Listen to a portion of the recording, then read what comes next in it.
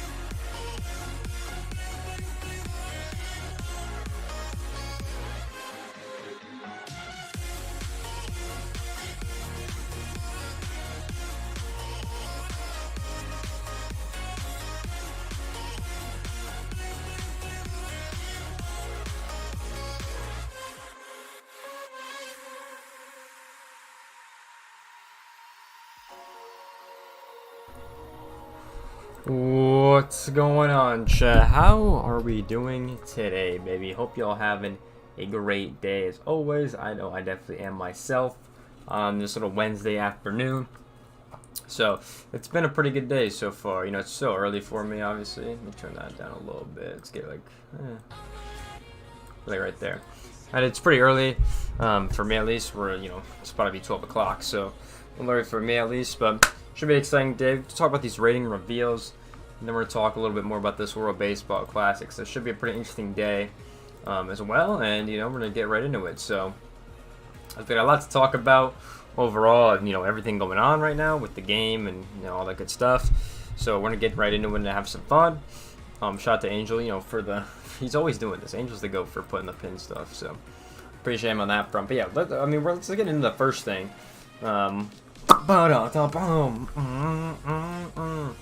let's get into some of the couple of things that we're noticing off the bat. I literally just tweeted this, but it's all good. Let me pull it up over here, actually. Just tweeted this. Guys, if you haven't not following the Twitter, I'm between everything about the Classic, all the updates on the show, so I recommend you guys follow over there. But let's get into this part real quick.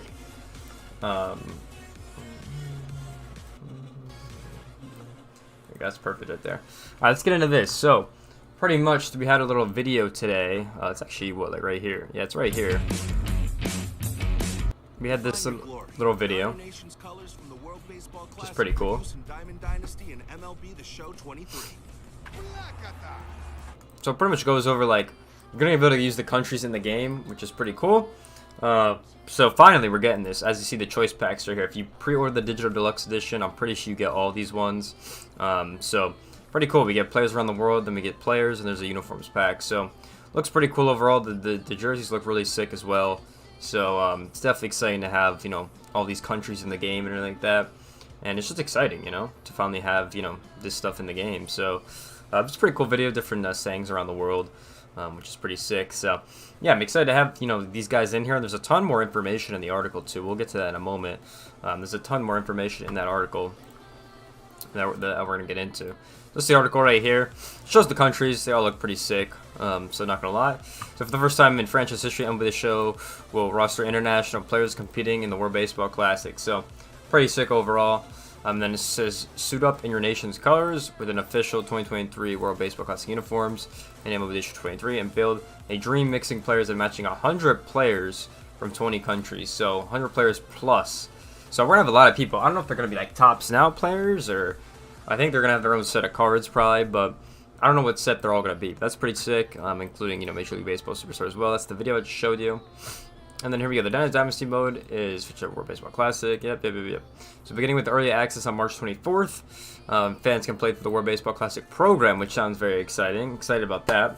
Actually, this will be likely missed multiple months. I saw that. I did see that. I think he's out for a little bit, which kind of sucks. We got a World Baseball Classic program, which is fire. So excited to see how that's going to work and how long that's going to be. And it says relive the best moments, dominate a themed conquest map, which sounds pretty sick. Win events as well. So we got moments coming back, which different ones. So they got 4 tournaments to get moments from, which is sick.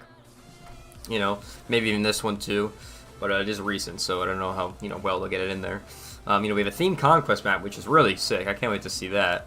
So that might be like a USA kind of map. So you know, maybe it'll be the whole world. Who knows?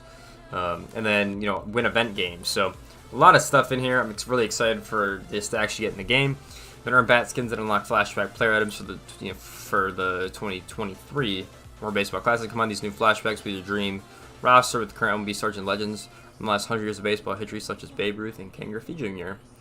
And then then they continue on. If this is exciting, take a look at the digital deluxe edition of MLB The Show. Each purchase includes 1 choice pack with World Baseball Classic Diamond players and a choice pack of the World Baseball country uniform around the world. So you pretty much get all 3, I'm pretty sure, at launch. So that's really cool. Goes again, talks about the international talent. So look at all new animations from MLB The Show 23 with additional global standouts, including the dynamic duo from Team Japan. I don't know how to pronounce that, but power hitter, there we go. Let's play his signature batting stance and his home run celebration with Ruku Sakia, I think that's how you say that, has custom pitching, who delivered a winding 100-mile-an-hour fastball. So yeah, I mean, they're adding a lot of new players into this and a lot of new stories, which is really sick. The World Baseball Classic stuff, yep, flashbacks. Add MVP outfielders from different international leagues, like Mookie Betts from Team USA, and Hyunjoo Lee from Team Korea, and then Markel Milik, who helped the Czechs qualify for the first time, and Chinese Taipei Stars as well. So a lot of guys are getting in here. We obviously see a couple of them right here, first base. The guys that we know obviously in the league, and some other guys that we don't know. So it'll be very exciting. All these guys are obviously in the MLB, so should be very exciting to get on in here and have some fun with these guys. But very interesting article. Very interesting article. Oh, here we go. There you live. They really just went live. So no intro. Interesting. All right, let's pause the music real quick.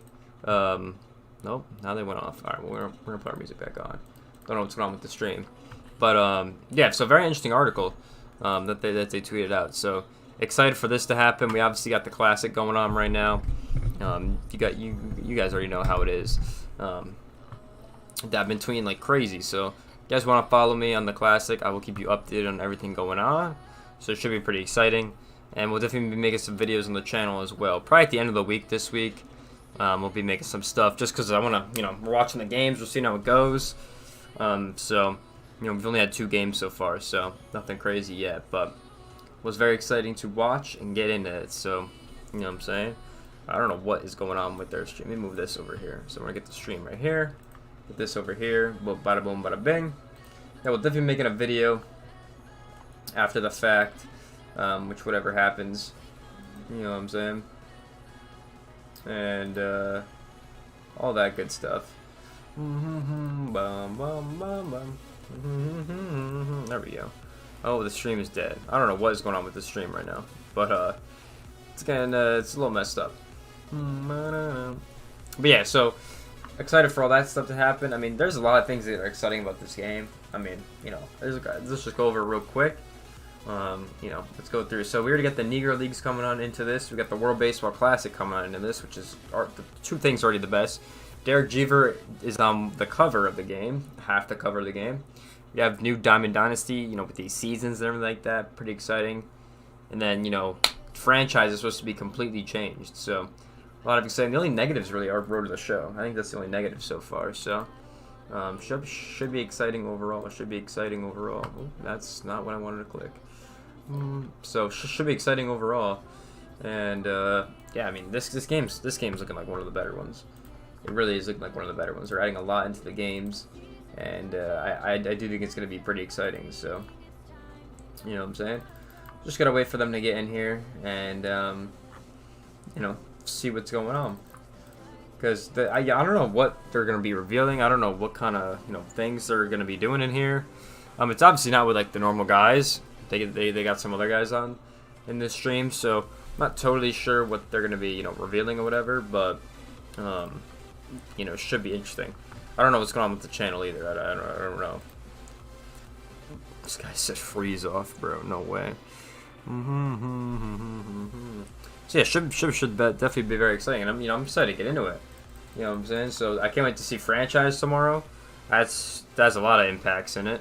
You know, they said they would make some massive changes to franchise, and I'm excited to see what they added or what they took away or all that good stuff. Because you know, it's definitely gonna make or break the game. Because franchise last year, it was alright, but it wasn't like, you know, insanely good.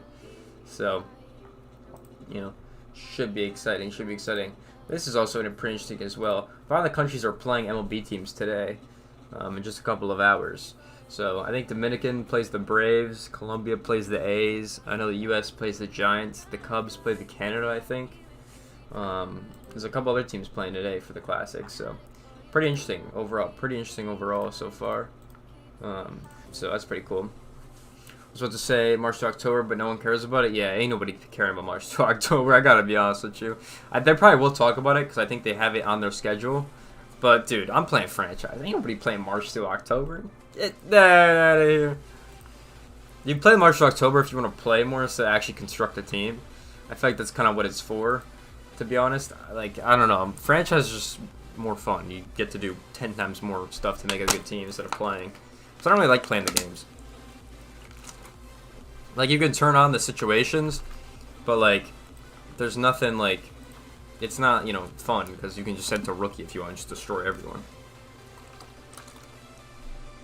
You know what I'm saying? So it's like, there's nothing really crazy about it. Oh, here we go. We're in the stream now. Yeah, this should be exciting, because I don't know how many people or how many cards are getting revealed or how many ratings are getting revealed. I really have no idea. So, I'm excited to see how this will go. You know what I'm saying? You used to. Should be exciting though. Should be exciting though. There's nowhere I can turn to. All right, give me a. What was going on with the lag, dude? Are we good? See that the chat's giving me like, oh, wait. It was live for 3 minutes. He just kind of goes hard though. I ain't gonna lie.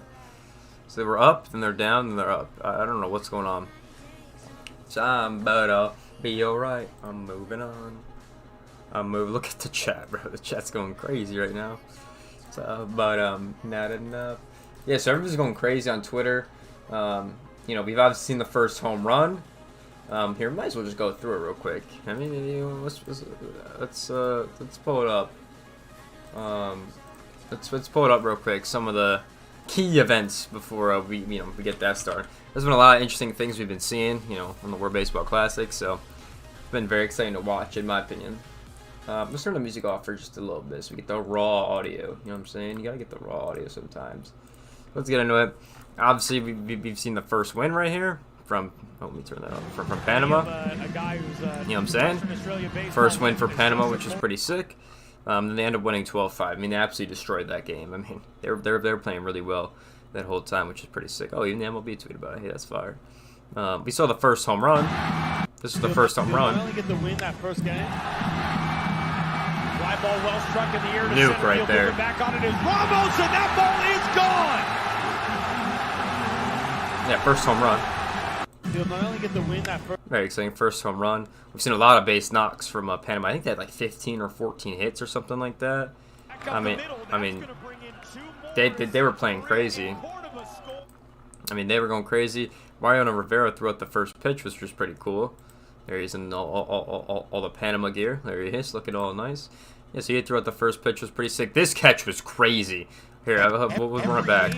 This catch was crazy, by the way. I mean, look at this. Gets it, boom! Like, it was crazy. Like, that catch was wild. Like he literally runs in, and he catches it, and then just boom into his teammate. Oh my god, he gets destroyed. Catches the ball, hangs on. Like, crazy what I saw there. You know, they were okay. They stayed in the game after that. But crazy catch from both, you know, that play in general. It's crazy. This was also a good diving play from Panama. That's a good diving play to save a couple runs. So yeah, Panama played really well. They had a pop off. This fourth inning was live for like 30 minutes, bro. It was actually insane. And they were looking pretty nice. Hey, there's Team Japan. So they were looking nice overall in that game. And even the Netherlands game wasn't that bad. I know it was like at the middle of the night or whatever for, you know, us. But they won 4-2. I know Didi came up big. Didi came up pretty big in that one. You know, yeah, here's Xander Bogaerts right here.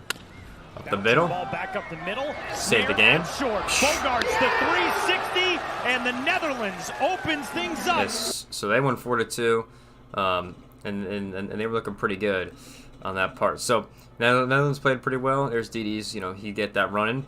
There we go. So he still got it in him. 35 years old, still hitting the ball pretty well. So they were able to bring that one, win that one 4-2, take the first dub, and they were looking pretty solid overall. They were looking like a good team. So the next games are later today. Here, we'll pull it up. We'll pull it up. Why not? Why not? The next games are later today. Yeah, 10 and 11 Eastern time. So yeah, it's gonna be a little minute away. You know, we got Australia and Korea in Pool B, and then we got Panama and the Netherlands in Pool A again. So should be exciting. Then the next morning we got games as well. So it's like weird because like they start today and then they end tomorrow. So it's kind of weird how it works. But oh, we're live. It's 12 o'clock. Let's get it, man. Let's get it, baby. We're live. I didn't realize it was 12. Let's go, chat. Here we go. We're live. Here we go. Let me turn this up. Welcome. What's up, everyone? I'm live. Flores from MLB. Robert Network, Flores. and we want to thank you for joining us We're live. from wherever you are joining us from, because for the next 3 hours, we're going to be coming to you on MLB.tv, Goddamn, MLB.com, 3 hours? MLB's YouTube page, and, of course, Twitch.tv. Said 3 hours? God damn. Now, if you're watching on Twitch, make sure your account is connected because, yes, Look at the chat. yes, 3 hours. the drops are active. I will be here and for a when minute, the game chat. fires up on March 28th or March 24th, if you get early access, 3 hours is you crazy. could have some drops already in your inventory. Facts, gotta get some So drops. Make sure your account is connected because the drops are active, and those bronze diamond or those bronze cards aren't going to open themselves. Bro, Just this kidding. guy. I've been told that packs, the Twitch drops, are a little extra juicy this year.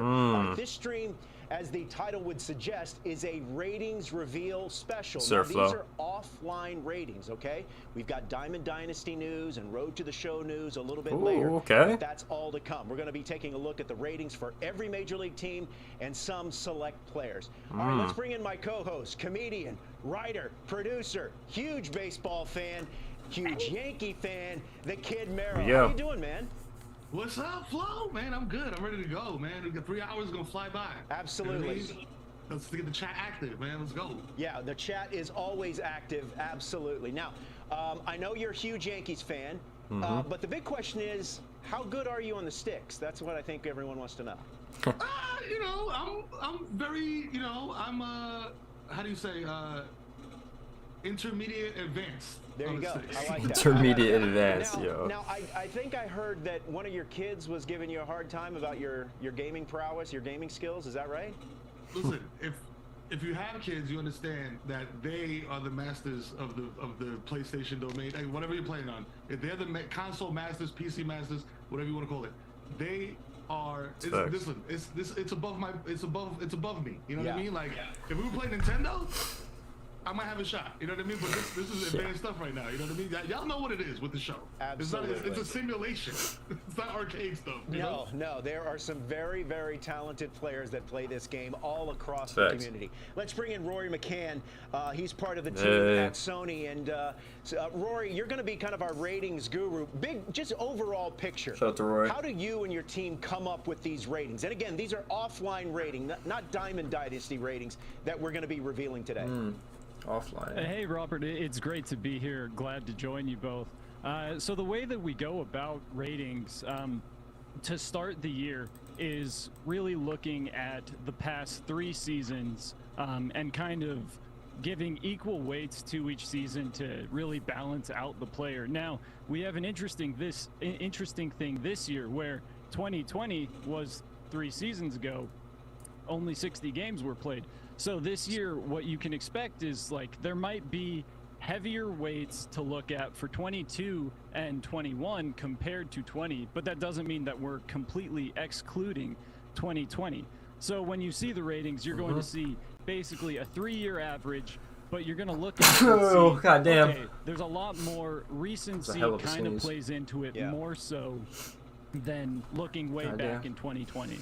All right, so Rory is going to be with us throughout the stream and going to be popping in and out as we discuss these offline ratings. All right, Merrill, let's start with your favorite team, the New York Yankees, a team that won the American League East. They were 99 First in defense, and 63 last year. That's Overall, 5th 5th in pitching as well, 15th in contact. Yeah, there's still some swing and miss in that lineup. 28th in First speed is crazy. defensively.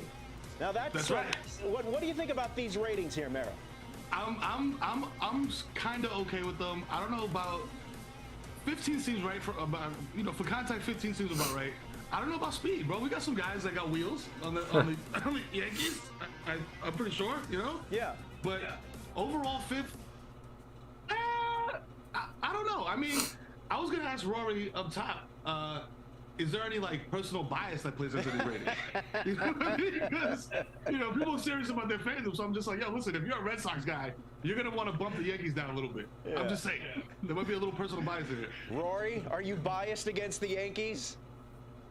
If anything, I am biased for the Yankees. I'm a lifelong Yankees fan myself. Okay. Let's go. Seeing them as 5th overall, I question it myself. But the way that everything goes into these ratings is purely based off of the numbers. Yeah. There is no personal biases going into it. Hey, real quick, first in defense. I know some people in the chat had some raised eyebrows about that. What about that? Put him back down. I mean, the Yankees are a very fundamentally sound defensive team. If you look just at the outfield, you've got Harrison Bader in center. Yeah. You've got Judge in right, who, last year we saw can even play center field. And then you look at the infield, Gleyber Torres came around really well at second base. Sure, he's really good. Rizzo at first, he's great. And then you look behind the plate, Jose Trevino and Kyle Higashioka, that combo, they're both insanely great defensive catchers. So then I forgot about third base. You have the DJ LeMahieu, Josh Donaldson. Yeah. And both of them, very great defenders. Last year, both were excellent. You got a good point. They actually are a really good defending team. Absolutely. In my opinion, I would put Except, them up as number 1, if not a top 3 team defensively. Well, noted Yankee fan Max Wildstein in my ear just telling me that the Yankees were number 1 in defensive run save. So, you got a problem with it in the chat? The numbers don't lie. All right, There you go. Thank you. Exactly. I was waiting for that. I was like, listen, men lie, women lie, numbers do not lie, okay? This is data driven. Rory just said it's no bias involved, okay? Data. All right, as far as the individual player rankings on the New York Yankees, I think we all have a pretty good idea who's going to be their highest rated player. Take a look. Let's get some reaction from a handful of Yankee players themselves on their this will be own interesting. ratings.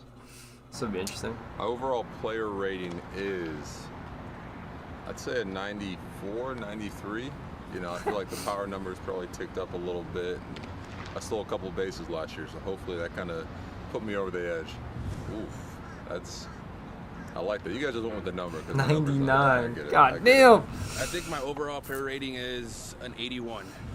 Oh, nice. I think close. my overall rating player is 75. Okay. For my arm strength, 1 to 99. 80. Your arm rating is at 84. Damn, he got that shit right. All right, once again, the captain, That's wild, bro. The newly minted captain, Mero, at 99 overall, matching. You got his jersey 125? number. He had arguably, Mero, maybe the Surprised you don't get that best 125 power now. offensive season in the history of the game. These ratings are definitely worthy of that type of year. Yeah, no, 100%. Like you said, you said it, man. Like his season last year was historic. Yeah. No, no hyperbole there. You know what I mean? He did the damn thing. Said bro hit 62 home runs when he got 99 power. Yo. It's kind of true though. Why is he not at like 125 or something? Like, yo. That's a little weird. Just give this guy 99. I'm not gonna lie, it's a little weird. He earned this rating, 100,000%. Absolutely. You know what I mean? And I mean, but I do like the Yankees overall as a team hedging their ratings and be like, oh, I think I'm like a 75. I mean, oh, I'm an 82. That's great. Shout out to, listen, class act, love this team, very classy guys. You know what I mean? I would be up there like, I'm 110. I know for a fact I'm 110. Well, you heard from Nestor Cortez and Oswald Cabrera. Nestor Cortez is one of my favorites. It's a shame that he wasn't able to take part in the upcoming World Baseball Classic. So they give like the weirdest, like they won't show the cards. Like this is a very weird stream. Four-seam fastball control. This guy has quickly became a cult favorite. They pick like a couple stats and that's it. Like it's kind of weird. I think it's something to do with the Yankees' facial hair policy. Like the guys come in and they just get like the 70s stash, and they automatically become like 10% more lovable, man. You either like start to hate them more or you love them more. And with Nasty Nestor, it's been I love you because you have a taxi driver mustache and you look like a dad, but it's really endearing. You know what I mean? And the control is on point. He has mastered his 4-seam fastball, and I don't think there's anything wrong with these ratings. I think they should be maybe just give him the 2 points and make it a 90 with the control, because the guy really locates his pitch. All right, you got Oswaldo Cabrera fielding at 81. That's true. It's only offline rating, so yeah, it goes 0 to 99. I forgot about that. Defense and the 84 as an arm, as you heard him in his reaction video. So Judge will probably be that 99. So just to recap the Yankee portion of this, Aaron Hey, Judge, Michael King's of course, up there, checking hey. in at 99 with the 99 rating. Carlos Rodon, the recently acquired lefty. There you go. He's ahead of his now rotation mate. Wow, all the Garrett pitchers Cole, except Judge. baby, Goddamn. At 89, Luis Severino at 86, and Michael Keane checking in with a rating of All the pitchers on here, eh? All right, one of the many contenders for the AL East crown, the Toronto Blue Jays, playing in arguably the best division in all of baseball. Third overall. I mean, this team's my World Series pick, so. Pitching just outside the top 10, inside the top 10 in both contact and defense. Look at this defense here, right behind the Yankees at number 2. A powerful lineup. They are second-rated power team and another top 10 category in speed inside Blue Jays the look top nice. 10. All right, what do you think of the Blue Jays there, especially considering how big of a rival they potentially can be for the Yankees in this division? There you said the operative word potentially could be. I think the Blue Jays themselves, like I've heard Vladdy Jr. talk about the rivalry between them and the Yankees. I'm like, listen, you got to beat us a lot first to become a rival. You know what I mean? You can't just lose every season to us and then be like, oh, we're rivals. We're not rivals. God damn. Calm down. 88. But Vladdy Jr. 88. Numbers, you know, they're up there. This guy's he's a monster, bro. I mean, the Jays. I see some Diamond Dynasty cards, bro. Ooh. You know what I mean? Like, 88. they're a really good team. So you have them winning the division. That's awesome. That's very interesting. I have the Yankees winning 103 games, and I have the Jays winning 95 games. Okay. All right. I'm going to put you down for a 103-win season for the Yankees. Lock it in. Lock it in. That is now locked in. All right. What about one of my favorite names in all of the game? Interesting. Behind the plate for the Toronto Blue Jays, Alejandro Kirk. Now, you might think, hey, Kirk. it's Kirk. No, Mero. He's from Mexico, so it's pronounced Kirk. All right? That's right. What do you think of Alejandro Kirk behind the plate? This is a dude that can rake. Yeah, no, I was just about to say. He's underrated, though. Like, So underrated. Machine behind the plate. You know what I mean? Fielding. Good I was stats. about to say fielding is up there as well. You know what I mean? So this guy's a beast, man. Like honestly, like I see guys like this and I'm like, why can't Bro, you why run did I say into 103 this? games are exiting the AL? Bro, what the fuck is this chat? But the guy's a beast, man. This shit's funny, bro. A solid young squad. I think they're gonna do numbers, man. They're not gonna be the Yankees, but they're gonna do numbers. No, they're winning the World Series. Let's talk about Alec Manoah, Defo beating the who Yanks. has emerged as one of the best pitchers in Ain't gonna the lie. American League. I love his. I just love his moxie, Mero. I love the way he pitches. It's a clutch, dude. That's He really pitches the with an clutch. attitude. I mean, his Especially little for the- dust up and words with for Garrett the new Cole system we're late seeing in this season game. That's last really year. good. I love that kind of stuff. What are your impressions of Alec Manoah, the pitcher? He's a firecracker, man. You said it, and the pitching clutch. I like it being a 99.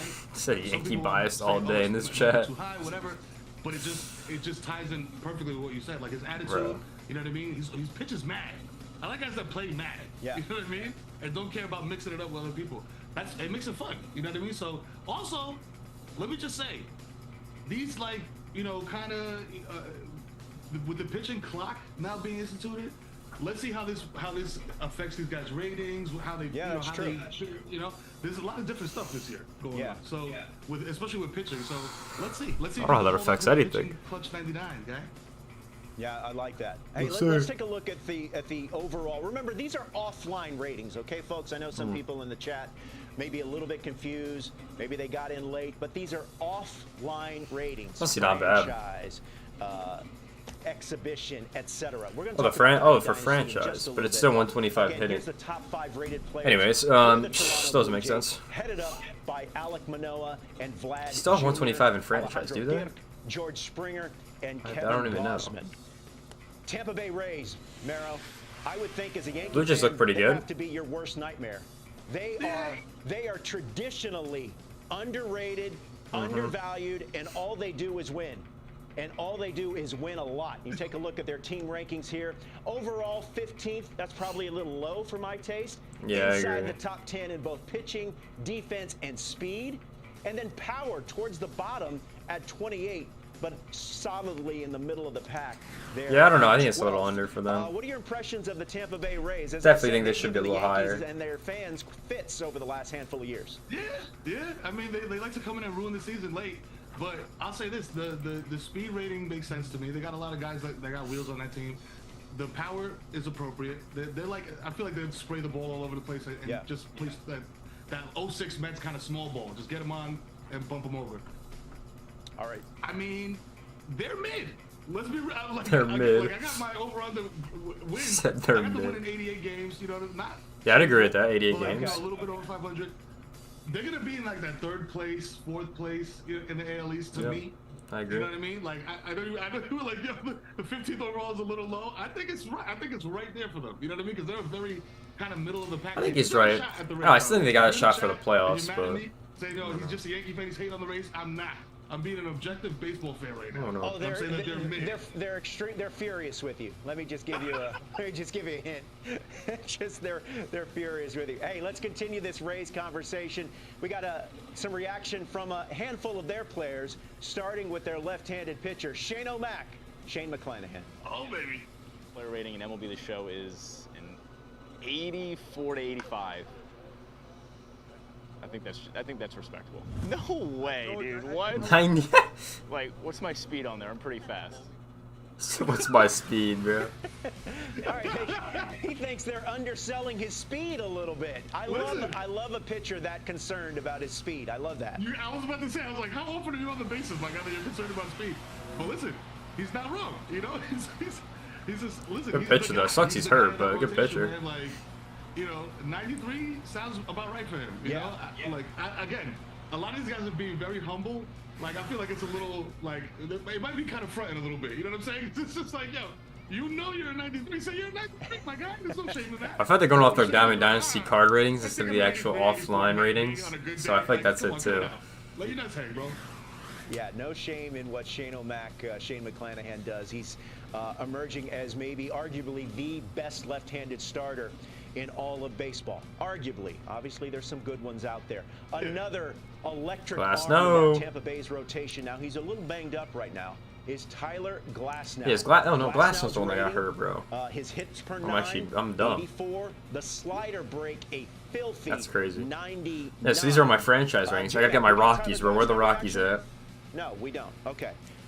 Unfortunately, Merrill, as I said, I mean, Glasnow has a Gotta get my Rockies stuff, reaction. and when he's right, he is one of the best in the game, but unfortunately, he's banged up right now.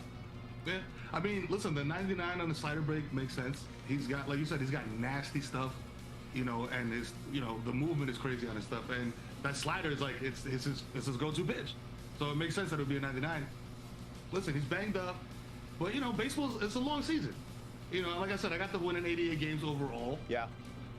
So you know, let's see what he does. I think you know the rating is appropriate. Okay, again, don't get mad at me, chat. I know you guys want him to be like a 99 overall. He's not. Sorry. I'm an objective baseball fan here. Yeah. But yeah, no, I think, you know, great rating for him. Solid guy. Can't wait to actually see him on the bump, though. One of the most exciting young players in all of baseball is Wander Franco. Look at the contact against lefties. He's of course a switch hitter. Really does damage there. Yeah, this kid's good, bro. 94 vision, so you know that PCI is going to be. It would make sense because he was hurt all nice of and last healthy year, so and huge. I guess that makes sense. Phrasing. Mero, what are your thoughts on Wander Franco? I love watching this guy play. Yo, This kid's fun to watch. I love, as a fellow Latino, I love guys with names like Wander. You know what I'm saying? Like, you guys not named Joe or Steve. You know what I'm saying? It's Wander Franco. Not the Wander, like, again, a name. You know what I mean? Like, as a baseball fan, even as a very, like, dedicated baseball fan, there's always guys that you're like, who? Did he just get called up? Wander is not one of those guys. He's a guy. You know, capital A, capital G. You know what I mean? So I can't wait to see him doing So, it. hey, yo. I might use him. I might trade him around, you know, in the franchise mode. Might put him on the Yankees. You know what I'm Hey, saying? you can't put him in Yankees pinstripes. I'm just gonna tell you that. I'm gonna tell you that right now. If I hear you're putting Wander Franco in Yankee pinstripes, I'm gonna go to your house, unplug your console, and take it home with me. I just can't. I can't have that. I can't have that. All right, just to look at the top 5 for the Tampa Bay Rays going into 2023. Shane McClanahan is the top at the list at 93. So, you know, a lot of what we'd expect. Yeah. Glasnow and Randy Arozarena 81 is just crazy. above 80 at 81 overall.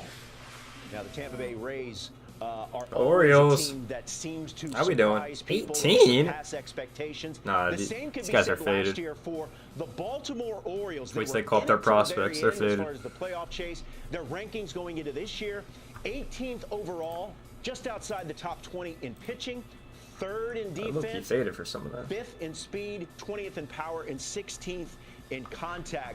Now, Mero, the Orioles are a team that the Yankees in the last couple of years have really beat up on. But those days are changing. The tide's turning a little bit. The Orioles are a good young team. Nah, this team's far. I can't wait to see some Orioles baseball. I'll put it for a little bit. But yeah, I mean, listen, like you said, they were in it till the very end last season. They were really hot second half. You know, let's see. Honestly, I'm gonna be real with you, bro. I was not expecting to see no single-digit numbers in any of those rankings. I'm very surprised. I guess pleasantly surprised. You know, as an objective baseball fan. Yeah. But Objective, that team's making the playoffs though. Again, like looking at my little chart, I got them winning 70 games.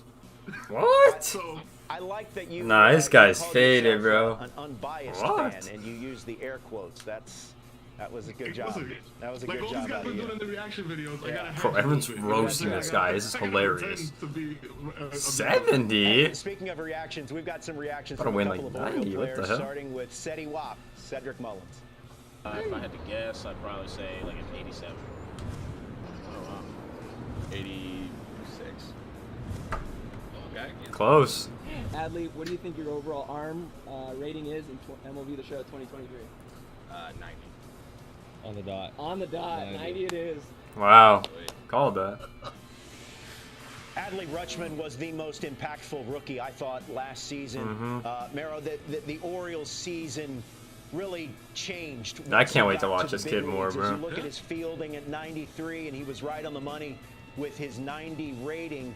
As I said, look, the Orioles are still a team with some growing to do, but they've got some potential building blocks, and Adley Rutschman is one of them.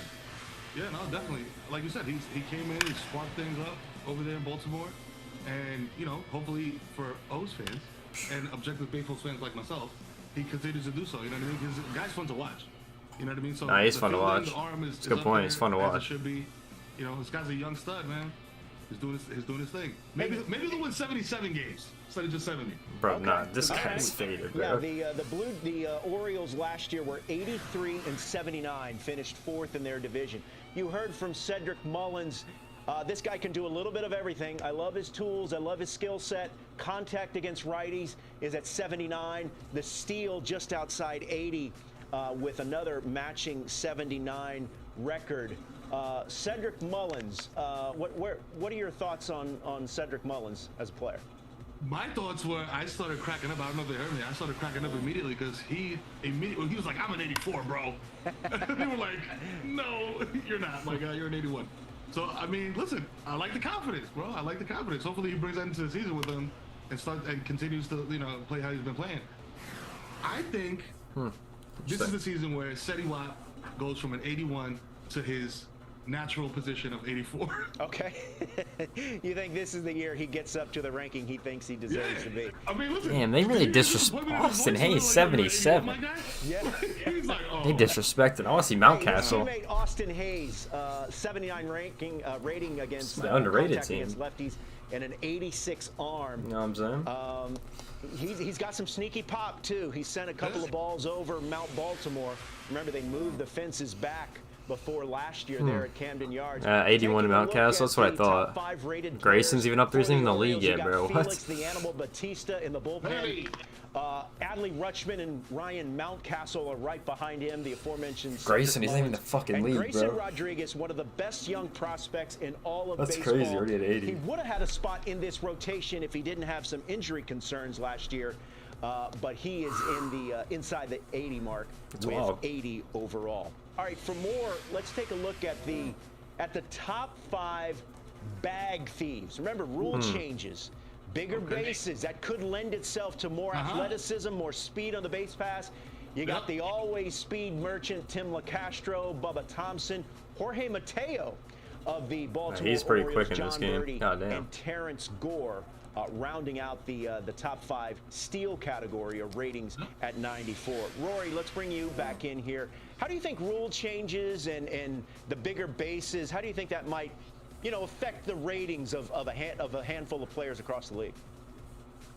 Yeah, I mean, I think I'm hopefully at least we'll see more stolen bases happening. With more stolen bases, obviously, everybody's steal ratings will be going up. I could look back at how the Yankees started out last season. In the first 2 months, they were bag thieves, and then it kind of like died off towards the end.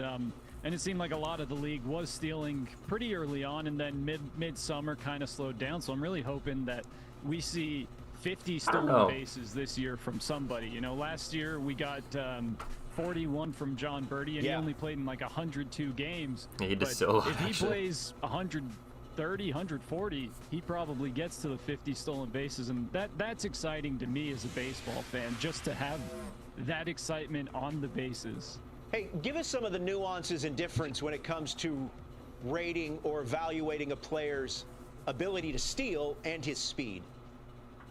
Yeah, so with looking just strictly at their speed, we're looking at the metrics that, their sprint speed, how fast they are, their bursts, their highest sprint speeds they reach, as well as their averages. Whereas with stealing, it is going pretty much just off of, how often did they steal, how successful were they? Like, even if you stole 40 bases, but you were caught stealing 20 times, your stealing rating may not be that great. So it depends on, your consistency with being successful, then also your consistency with stealing. And then if you have a track record of it, we're going to look at you and be like, okay, so you did really well this last year. And then also you have this pedigree like Jorge Mateo, where in the minors as a prospect, he was stealing like crazy. First couple of years in the majors, just getting his feet under him. But then last year led the AL with 35 stolen bases. So we just kind of factor in all of these things. And like Bubba Thompson, we look at him. He had 49 stolen bases in AAA last year, then came up and stole 18 more in the majors. Yeah. And so we're looking at all of this stuff just to make sure, like, okay, how accurately can we rate these players? Hey, Mero, favorite base stealer of all time? Of all time? Yeah. Oh, man.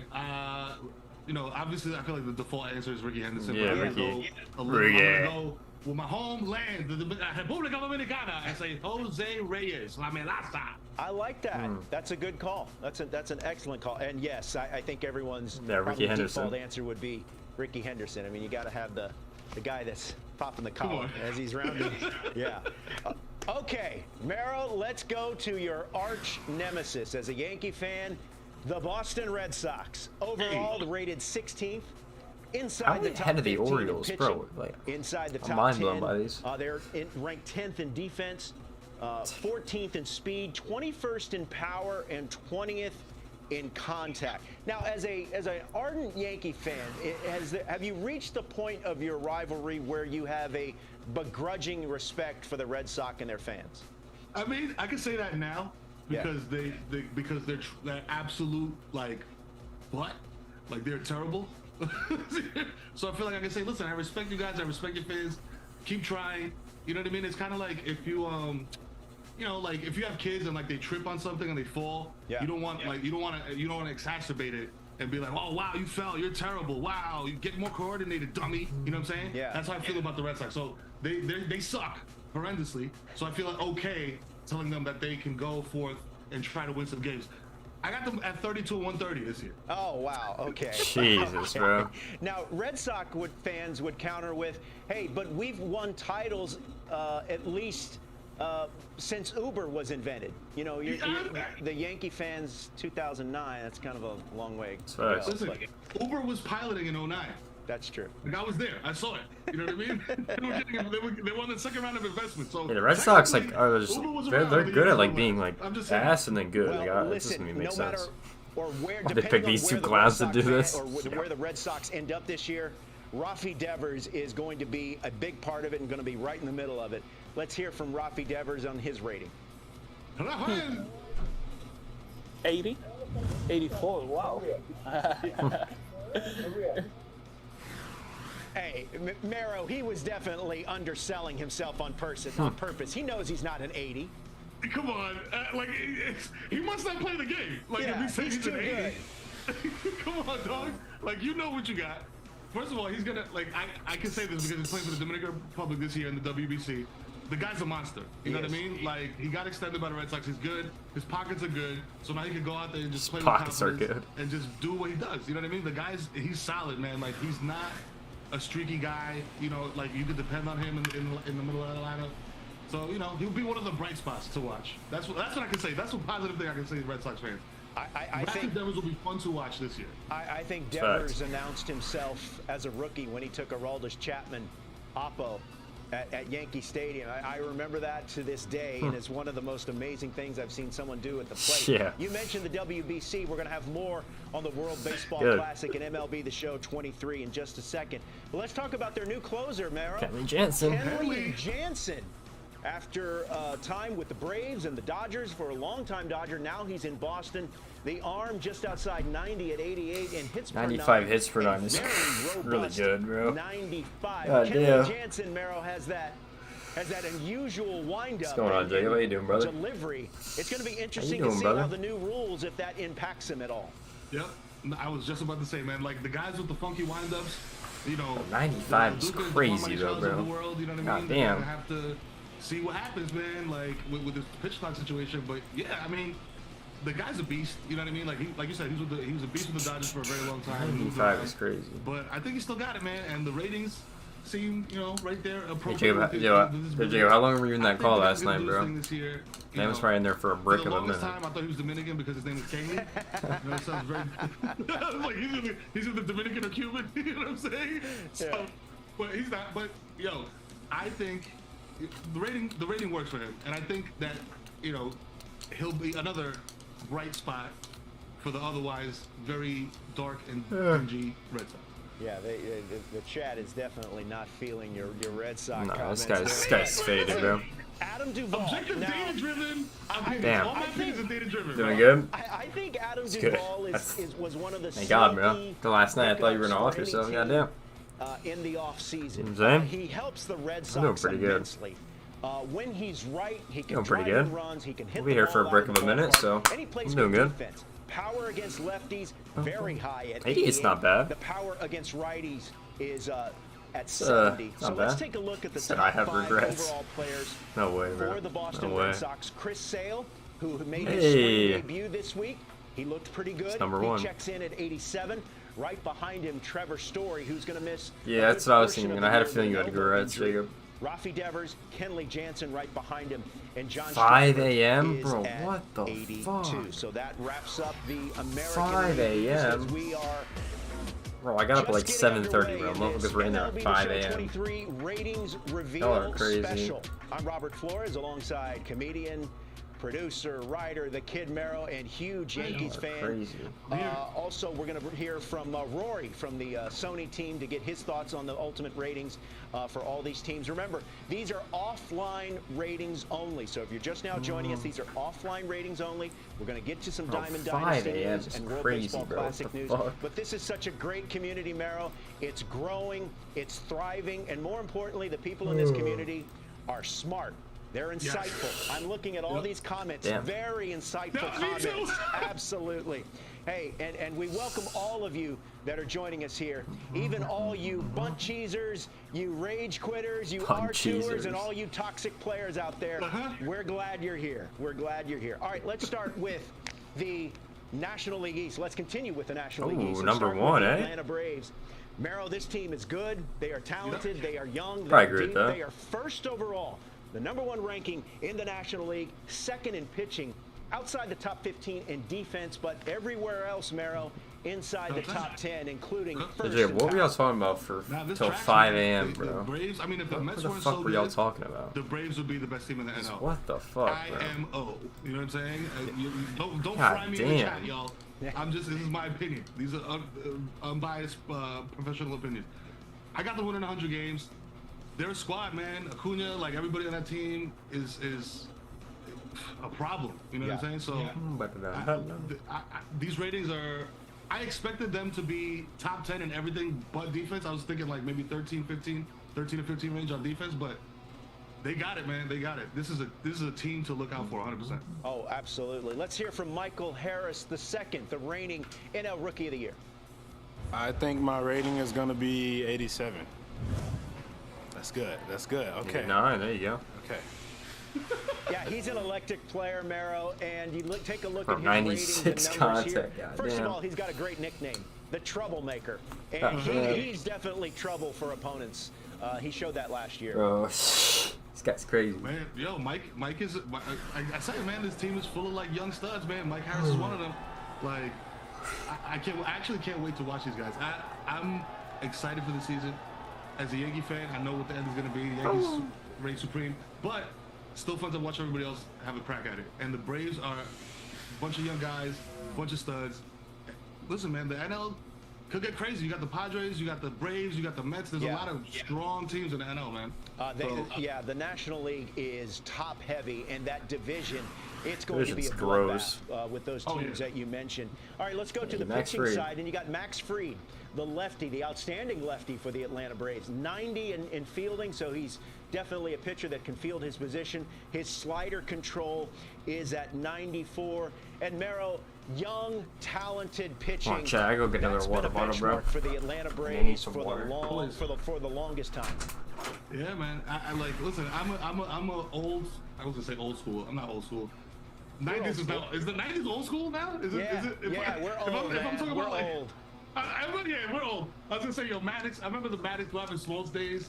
And for some reason, I've always seen the Braves as like, yo, these guys have great pitching. They always focus on pitching, and they're keeping that legacy alive, man. With these guys, the rotation is nuts, and you know, like you said, a lot of young guys with great stuff, great arms, and the bullpen is solid. So, shout out to the Braves, man. They're gonna make some noise this year. Yeah, Max Fried finished second in the NL Cy Young vote to the eventual winner, Sandy Alcantara. Ronald Acuna Jr. Now, Mero, no matter if you're a fan of the Yankees, the Dodgers, or any other team, I'm back. I would think you would love watching this guy play. Maybe that shit was ass last night. When he hits a home run, just YouTube his bat flip that he had this winter when he was playing in Venezuela. Bro, it took him about 9 minutes. That to conversation was so dumb. I loved every bit of it. I loved it. Yo, I mean, listen. Baseball, they instituted the pitch clock. They did all this stuff to. Conversation was the dumbest thing I've ever heard. I think that's all in the name of entertainment. That's why we don't associate with in particular, is one of those friend guys Kevin that's there. just fun to watch, bro. He's just mad entertaining, and you know, I hope he hits 90 homers so I can see him flip the bat 90 times this year. Because that dude is just entertainment personified. Yeah, I want him to hit a homer, and I want him to DX chop while he's rounding the bases. No, that's crazy, bro. It's probably not going to happen, DX but chop. I think it would be. Listen, put it in excellent. there, Rob. Yeah, hit the catcher with the sweet chin music. Yes, absolutely. Hey, let's hear from Max Fried on his rating. Oh, check that. We got the Braves top 5. Sorry about that. That's my fault. We'll fix it in post. Yeah, actually wasted time, bro. Top 5 rated players. Bro, Kevin's one of those people where you have to be right. It's fucking hilarious. Oh, Strider's 94. I like that. Riley's up there. I mean, this team's gross, bro. This team's fucking gross. I mean, aside from Nolan Arenado, is that the best third baseman in baseball? Maybe. Yes. I think he's the best ever. Max Fried. And okay, maybe not ever, but right now. NL Rookie of the Year, Michael Harris II. That's right, it's gross. Let's turn our attention to the Mets, amazing Mets. 6. The New York Mets come in with an overall team rating at sixth, first in I hope I end up seeing. Yeah, I'll pop out. I'll pop out. I work till 11 though, so you'll see me later in the night. But I'll definitely pull up. I'll definitely pull up. Who can hit you a 3-run homer at any time. Maybe you can be a little bit deficient in the speed area. Let's bring in Mets pitcher David Peterson now for a little bit more. David, overall rating for your New York Mets, 6th overall. What do you make of that? Yeah, I think it's a pretty good start. You know, I think hopefully the goal is to be sitting at that #1 rank at the end of the year. But, Puerto Rico's lineup today. We'll take 6 to start. Hey, I want to go through a couple of individual ratings. Hernandez, Rosario, Baez, Velasquez, your brand new teammate, Menendez. Justin Verlander. He has an overall rating of 98. Pitching clutch rating checking in at 87. Good. And hits per Verlander. almost in the mid-90s. What have been your impressions so far of being around Justin Verlander? Yeah, he's been great. Just getting to see 94. Why he's been around so long and why he's had so much success has been a lot of fun for me. And yeah, I don't know what's stopping him from being a 99, but I think 98's pretty good. So if he can be a 98 overall for us, I think we're in a really good spot. Yeah, Met fans loving to see virtual Justin he's Verlander good, bro. in those Mets colors. He's good. Francisco Lindor, David, overall rating of 98. His contact against lefties is at 75, and his fielding is at 90. What's it like knowing that you have someone like Francisco Lindor behind you? 89 for Lindor is not bad. Yeah, it's a huge comfort, and whenever there's a ball on that left side of the infield, I know he's going to be somewhere in the area, if not all over it, and it's been a joy to play with him the last couple of years, and having a guy like that at shortstop behind you is just it's fun as a pitcher. And he's certainly got that sound is fire. Both sides of the plate and doing it with the glove as well in the middle of the diamond. I want to turn our attention to a young player, David. Francisco Alvarez, highly touted prospect. The young catcher has an overall rating of 72. 72 is not bad. Power against lefties hovering around 70 at 68. As I mentioned, he's a young player. What is that learning curve like for young players that are catchers? What is that like for you as a pitcher? How does that work? Yeah, I think that catchers have a tough job, you know, especially as a young kid like him, prospect, a lot of eyes and attention on him. But, you know, he comes in every day and he worked really hard, and being able to, obviously, we've seen what he has to do with the bat, and he's got a highlight reel that goes on forever at the plate. And, you know, I think balancing that and getting to face major league pitching and kind of take that on, as well as take on commanding a pitching staff and learning all the guys and what makes them tick and what makes them go. So he's got a tall task, but with his work ethic and the way he goes about his business, I think he's going to have an all right job. Your team has 4 players that are at least ranked at number 90 or better. We touched on Justin Verlander. He's got an overall rating of 98. Max Scherzer right behind him at 96. Dude, this is disgusting. David, at Alonso 92. too. What a season he had. What's it like watching him They're getting good, brother. do his work on the mound? First of all, the entrance is unbelievable when he comes in at home. But what's it like to watch him work? It's incredible to watch him pitch. You know, I think what he did last year, and we've seen it in the past from him. You know, this isn't like it was something what surprised everybody. You know, he's done it before, and just to watch how dominant he was last year and see the splits in his numbers, and just watching him out there every night that he was given the ball, and you kind of know how it's going to go, and you're just kind of strapping in for the show and getting ready to watch a really good pitcher go out in there and just close the door and shut guys down. 1 through 9 in the lineup, doesn't matter where it's at. You know, you could have your best hitters coming up, and I think everybody on our side has a lot of confidence in Sugar, and I think he's got a lot of confidence in himself to be able to do the job, and so I think that's a huge part of his success. David, before we get you out of here, I want to get your thoughts on your overall rating. Do you want to take a guess? Jeez. I've got no clue, to be honest. All right, your overall 78. Slider control is at 78 as well. Circle change control rating is at 83, and your sinker break is at 90. How does that sound? That's pretty good. I'll take it. Yeah. What do you ever get a chance to check out someone your said virtual no self, Correa. or do you hear from friends or family that use virtual David Peterson during the course of the life of the game? Yeah, it's always fun to get on there and play with your character, and then hearing from guys, whether it's teammates, former teammates, they're matched up against somebody, and either they're facing me or they have me on their team, and so it's fun to see that connection of our game in a virtual space, and as well as relating it to on the field. Well, David, we appreciate you spending a little time with us. Good luck this season. Enjoy the rest of spring training, and we look forward to chatting with you sometime down the road. I appreciate it. Thanks for having me on. Let's stay in the National League East and continue our discussion. And let's talk about the defending National League champion Philadelphia Phillies. And who better to discuss the Phillies than former Philly Hunter Pence. Hunter, let's talk about this defending National League championship club here. They are in the top 10 in 4 different categories. 8th overall, 6th in pitching, 4th in defense, 7th in contact. Just your overall impressions of the Philadelphia Phillies going into 23. Look, I think, obviously, I think the Phillies are a little bit kind of underrated as far as that's concerned, because if you're asking me, this Phillies team was strong late. They got a lot better. I think there's a lot of things that you could look to improve this season, but they also added one of the best players in free agency in Trey Turner, who is somehow flying way under the radar. So you can't tell me that That's a good point. He's flying under the radar. Played so strong in the second half, who got so good late in the playoffs, are not expected to be going back again this year. For me, adding Trey Turner really makes the Phillies somewhat of a favorite to win the National League, and they're going to be someone, obviously the NL East is extraordinarily powerful. The Mets and the Braves is going to be so fun to watch. But I think the Phillies are the team to beat. All right, speaking of Trey Turner, he was asked to guess what his rating would be, and then he reacted to what it is. Check this out.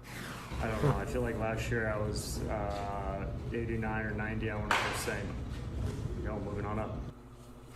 There you go. Moving on up indeed. And Hunter, you saw him holding that trophy there, indication or indicative of his spot in the Diamond Club. You mentioned Trey Turner. What kind of impact can he have on what is already a very talented team? He's going to be good. Look, Trey Turner is an MVP candidate right out of the chute, and he's a top 5 candidate for sure. And that's to add into the Bryce Harper, who, if stays healthy, has been one of the best players in all of baseball the last 3 years for sure, and just really kind of tuned into his prime right now. Elite at bats over and over. Hopefully you see a healthy Bryce Harper all year. But you add Trey Turner to that lineup, and it's a whole new dynamic. I think Alec Baum as well. I know I'm going off the topic here, but Alec Baum, what he learned last year, I think we're going to see a superstar in the rising. So there's he's probably right on that. And I'm not even mentioning, the NL home run leader in Kyle Schwarber. Absolutely. All right, so let's drill down even further on the Philadelphia Phillies. Let's talk about a couple of players individually and their ratings. Aaron Nola, overall, Hunter, 91. The stamina is also plus 90. Damn. Walk to strikeout ratio at 91 for as Nola. well. I like that. He's not going to wow you with velocity, Hunter, but man, he's almost like an artist out there. I love watching him pitch.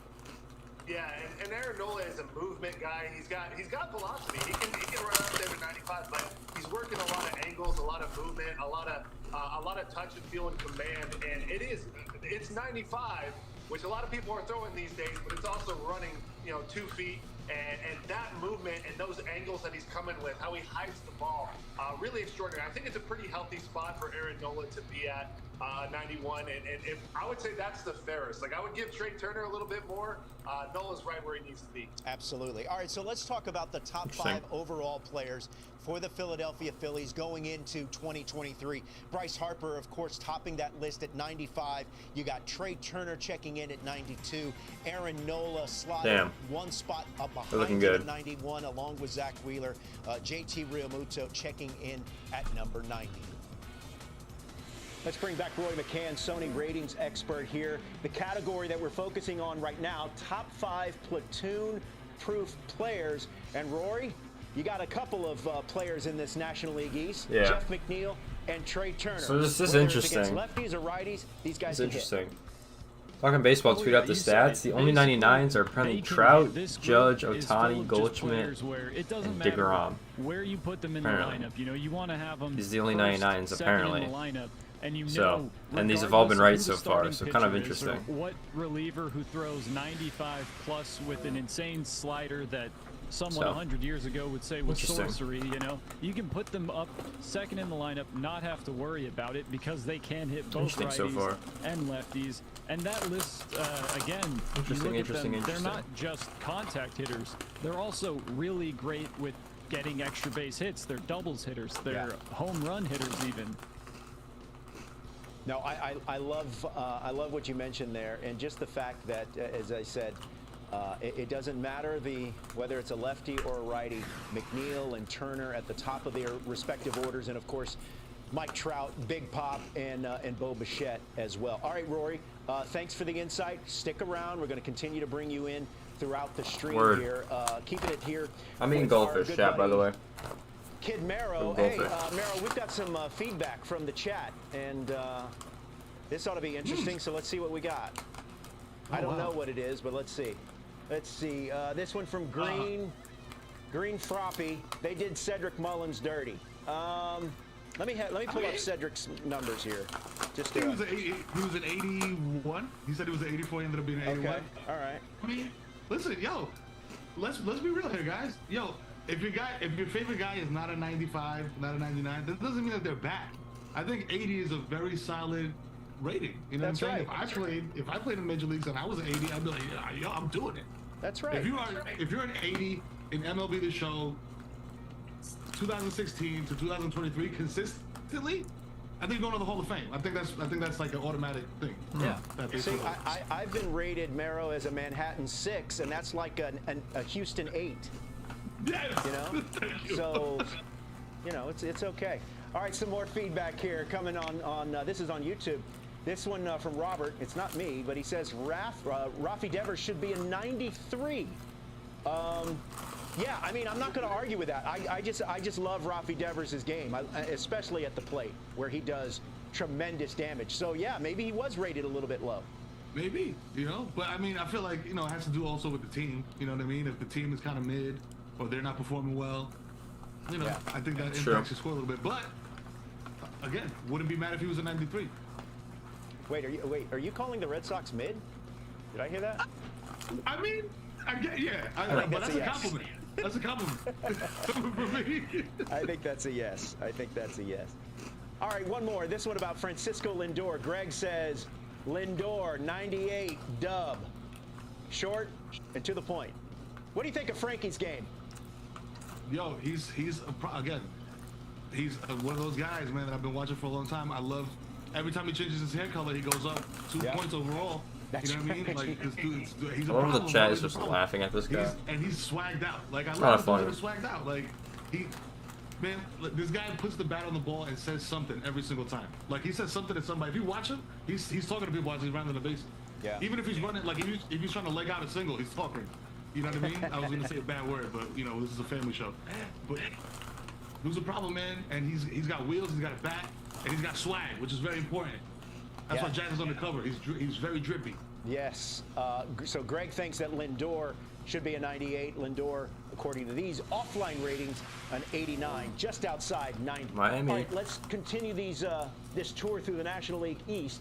And the Miami Marlins, 19th in pitching. That surprises me. That seems a little bit low for my taste. Yeah. But 16th in contact, 20th overall. The reason I say, Mero, that I thought pitching is a little bit low is because you got the reigning and defending National League Cy Young Award winner from the DR, Sandy Alcantara. Yeah, how do you got Sandy on the team when your pitching is out of the top 15? I don't know, man. I mean, yeah, no, that's a little low. It's a little low. I don't think they're going to make a ton of noise this year. What do I have them?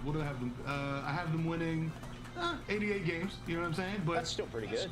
It's pretty good for the Marlins. That's pretty good, yeah. I don't know. The pitching is low though. The pitching is low. I'm not gonna lie. I thought that would be like the one, you know, attribute where they would be up there in rating, but. No, I mean, look. Obviously, it starts with Alcantara at the top, but I think Trevor Rogers is in for a big bounce back season. And Sixto Sanchez, he's lost a lot of weight. He's battled a whole bunch of injuries. Yes. Maybe he comes back and has a resurgent 2023. Let's get some reactions, starting with one of the cover athletes for MLB The Show 23, Jazz Chisholm. My overall rating is a 91. We gotta fix that. I think my overall rating is 99. 9. You can take 9 and you can leave 9. I love his moxie, Mero. I love it. I mean, Alcantara, the stamina is 99, and that is well-deserved because he's old school when it comes to that kind of thing, and he's hovering around the mid-80s when it comes to hits per 9. But I love his attitude, Mero, and I love the attitude that says, I'm starting this game, and I want to finish it, because that's not something that's in vogue as much as it was in years past these days. Not at all, man. I feel like the game now is like you get to the 5th inning and then you hand the ball over, you know what I mean, to the bullpen, and he's not. Es un caballo. You know what I mean? Like, he's just like, yo, put me on and leave me in. I've never seen somebody get mad anytime they have to give up the ball. Like, every time it's just like, really? Do I have to come out of the game, bro? Really? Are you sure? I could pitch another 8 innings in the 7th inning. Yeah. But yeah, nah, man. Like, I like that throwback to, yo, I'm gonna pitch a complete game. Rest these guys in the bullpen. I got this. And he's a beast, man. Like I take it from caballo, like I said. Yeah. He told Jason Stark of The Athletic this year, just last week, that he wants to pitch 250 innings this year. So that's a big number. In fact, a pitcher has not pitched at least 250 innings since Justin Verlander's MVP season in 2011. So that just kind of puts it into context there of just how big of a number that is. Jazz Chisholm, you mentioned earlier about Francisco Lindor, the swag and the drip. Jazz Chisholm's got that for days. For days, bro.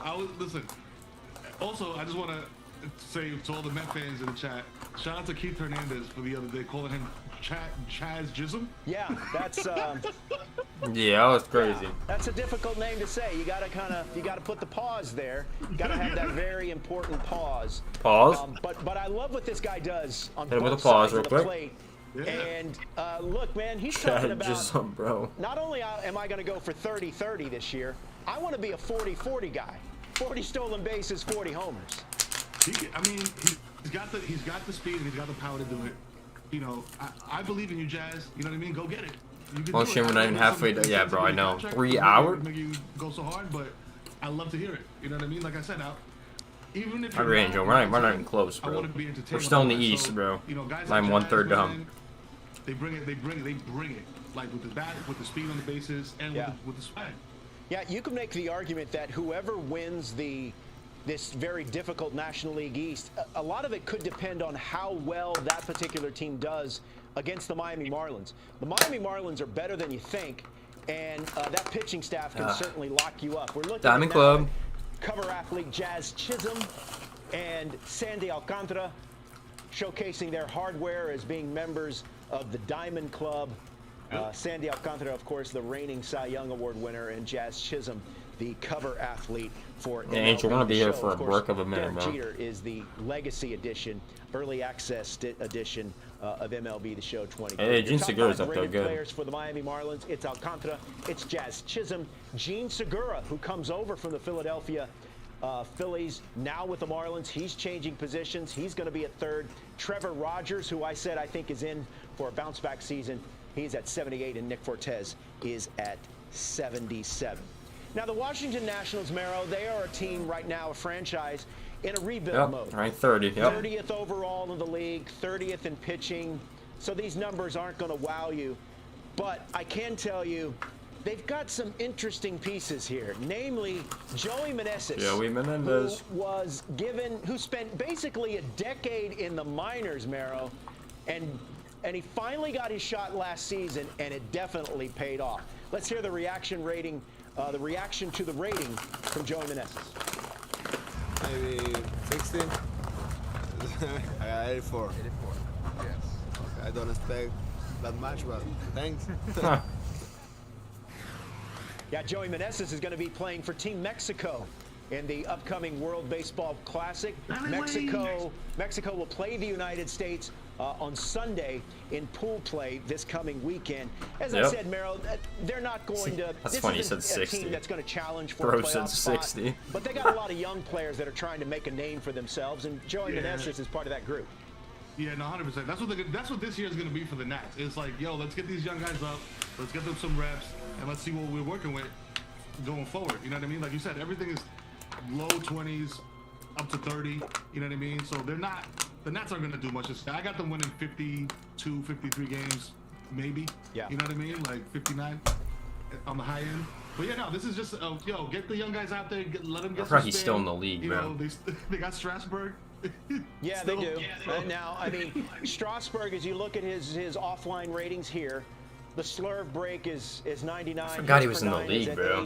Man's been hurt for like decades. In real baseball terms, we don't have a timeline of when we're going to see Steven Strasburg. He suffered a setback in his rehab earlier this offseason, so we'll have to wait and see what they got 25,000 on the like. stream. That's crazy. Hey, there's no doubt, Merrill, when in 2019, he and Max Scherzer put those Nats on their backs and led them to the World Series title. Yeah, they carried, man. They super carried. Listen, the guy, he's Strasburg is that guy, man. He's just a Nat. You know what I mean? Like, I don't see him as anything other than a Washington National. And, yo, just keep doing your thing, man. Like, don't slip, I guess. Yeah. Do your thing and stay at 82. I also think it's kind of weird that Meneses and Devers got the same rating. Is that crazy? I thought that was a little strange as well. We might have to revisit that with our ratings expert Rory a little bit. Well, it's but also off like overall personal stats the last 3 years, so they gotta make it fair. So basically had the same rating. That's no disrespect to Joey Meneses, but I think Rafi Devers is a little bit more of an established player at this point. One of the many young players, Mero, that they got in that Juan Soto deal from the San Diego Padres, C.J. Abrams. I love this young player. I think he's got a chance to be really special. 83 speed is pretty Solid good. 83 rating and for his, contact against bro, this is a BR Warrior right here, and chat. an 83 speed rating. This is a Now, BR Warrior. You're not going to see him at the big league level anytime soon, but their top-ranked prospect, James Wood, this guy needs a prospect card at some point during the life of MLB. Got Lane Thomas on this team too. You know? Now, your top 5 rated players for the Nats, Joey Meneses is at 84, Strasburg at 82. Then we get into the mid-70s and below with Lane Thomas at 74, Elijah Green at 72, and Jeimer Candelario at 71. They were really. Oh, World Baseball Classic update. Don your nation's colors from the World Baseball Classic for use in Diamond Dynasty and MLB The Show 23. This is fire.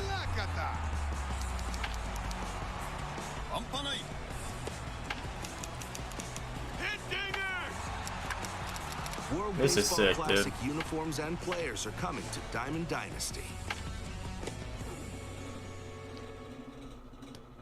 And joining us now, Stephen Haas from the MLB The Show Hey. Live team. And as we heard this morning, Stephen, World Baseball Classic coming to MLB The Show 23. It's something fans and the community of this game have been clamoring for. Tell us more about it. Yeah, it's huge news. Good to see you, Roflo. Thanks for having me. I mean, MLB The Show 23, it's going global. Superstars from around the world, players that our fans have never played with in a video game, and it's going to happen.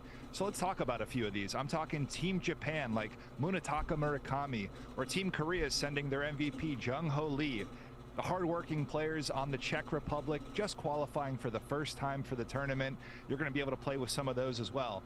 And of course, Major League Baseball superstars for Team USA, Team Dominican Republic, Team Cuba, the list goes on, Roflo, 20 countries. Yeah, and there's a lot of firepower, and there's obviously some huge names littered throughout this tournament. Yeah, you're going to be building some unbelievable dream teams with these players and sporting their uniforms. And Roflo, it's going down in your favorite mode. Yes, Diamond Dynasty is where it is at. Now, how many players are we talking here, Steve? Yeah, you got it right. Diamond Dynasty is going to have all the World Baseball content in MLB The Show 23. That's and fire. Listen to this. Our live team, we're going to start it with a bang. Nearly 100 players near launch. But to set some expectations, not every player you see in the World Baseball Classic will be in Diamond Dynasty, but every country will be represented. Yeah, more than 100 World Baseball Classic players in Diamond Dynasty, ready for the grind 99, as Ramon likes to say. Now, what do I need to play at launch to start getting some of these players and playing with them? Oh, I know you do. And March 24th, when early access begins, you can start earning some of these international stars. And a good chunk of them are going to be in programs. We're going to have a World Baseball Classic program. So we're going to have those uniforms. We're going to have players, moments, conquest, and events. Those Can't are wait, dude. It's going to be so much fun. I might go single player. But Roflo, I know you like to hop on stream and take on the world, right? Oh, yeah, absolutely. I love taking on the ham and eggers whenever I can get a chance. Hopefully no rage quitters out there. Now, customization is a big part of the game. Can I mix and match with these World Baseball Classic players? Right, so just like anywhere in Diamond Dynasty, we're going to have legends and flashbacks. More than 180 legends this year in MLB The Show 23. So Babe Ruth, Ken Griffey Jr., Jackie Robinson, and yes, of course, you can mix and match World Baseball Classic players. And customization, it's a big part of Diamond Dynasty. Let's talk about uniforms for a second. So talk to me at launch. What's your strategy? Do you go with a custom uniform? Do you take one of the team uniforms from your favorite squad? What do you do? Well, normally I like going with the Montreal Expos themed jersey. I think that's one of I think it's arguably the greatest uniform in the history of Major League Baseball. But from a World Baseball Classic perspective, I like the Team USA uniforms. I like the Netherlands with that orange. And also Team Mexico has some pretty cool uniforms as well. And I agree. A lot of them are really cool. So we're going to have 20 home, 20 away World Baseball Classic uniform options for you, 40 in all. You get to choose that. So yeah, suit up with Team USA, go international, Team Japan. It's really up to you. Along with that, you're going to find 20 bat skins, so you can really start color matching the bat skin you have with your uniforms, get some of these World Baseball Classic players as well. Go represent any team you want. Yeah, I like this. I love this. Players are going to absolutely love it. All right, let's get into some more details here. Sure. Tell us about how good some of these players are going to be at launch. Yeah, I know. We've talked a little bit about this in our feature premieres about more rewards and more 99 overall players in Diamond Dynasty at launch than ever before. And World Baseball Classic is going to be a big part of that. So think about some of these players with max power or some of them that are just throwing crazy velocities. Let's go back to Team Japan. So Murakami, think of max power, 125s possibly. His teammate, Roki Sasaki, he's thrown nearly triple digits. In MLB The Show 23, you might see that outlier quirk, which will pump up to 102, 103 miles per hour. Yeah, it's like crazy, bro. What do you think of that? Oh, I love it. All right, Steven, tell us about the launch dates. Yeah, so early access begins March 24th. Look for the Derek Jeter covers. That's a digital deluxe edition or the Captain edition. If you order those, you're playing early with me and Roflo. And also, I want to talk about some of the bonus items in those collector's editions. They had a to-be-announced theme. Well, here we are with the World Baseball Classic reveal. One of them is going to be a Diamond Choice Pack of World Baseball Classic players. The other one is where you're going to find those uniforms, Roflo. You're going to get to choose which uniform you want from the World Baseball Classic. How does that sound? Oh, I love it. I love it. I think it's going to be interesting to see how long these players that are available, how long they're going to be in people's lineup. Are they going to be in people's lineup throughout the life of MLB The Show 23? Stephen Haas from the live team. Stick around, Stephen. We're going to check in with you a little bit later, okay? Sounds great. All right, once again, you're watching the MLB The Show 23 Ratings Reveal Special brought to you by MLB The Show. I'm Robert Flores from MLB Network. A reminder, MLB Central returns on opening day, 9 a.m. Eastern, right here on MLB Network. Let's continue our ranking quick free reveals promo. for all the teams. Remember, these are offline AL Central rankings. now. Some of you in the chat are a little bit late or a little bit slow. What? Okay, so overall, the Guardians, Mero, are at number 10. So they're inside the top 10 overall, 8th in pitching, 6th in contact, 8th in defense, 2nd in speed, 24th in power. Now, Mero, Guardians and Yankees, they matched up in the playoffs last year. What do you remember about that series? They had a chance to close you guys out. They did, and they got hot at the end of the year. You know what I mean? They got hot late, and they are a formidable team. I got the win in the AL Central this year, if we're being real. You know what I mean? Little 88 games, but they got. I was expecting the speed to be up there. They got a bunch of guys that can run. You know what I mean? That can run the Yeah, base. the Guardians are good, The but guys that can hit. we'll see how they do. So the power's where it needs to be because there's not a lot of long ball hitters on that team. But yo, they got some guys, man. They got some guys on that team, bro. Shout out to my guy Richie Palacios. Ramirez. You know what I'm saying? Like, yo, they got some guys over there. They got some guys. So as a Yankee fan and an objective baseball fan, in scare quotes, they're winning the AL Central. They got a strong, solid team over there that's going to be good for a while. Yeah, of course, they're the reigning and defending AL Central champions. Jose Ramirez is the best. He's the superstar that does not get talked about enough. But Facts. He's doing the talking right now. Here's the reaction to his rating. Yo creo que este año en MLB The Show mi rating es 99. What did he say? 99. Overall, 94. 94. ¿Cómo va a ser?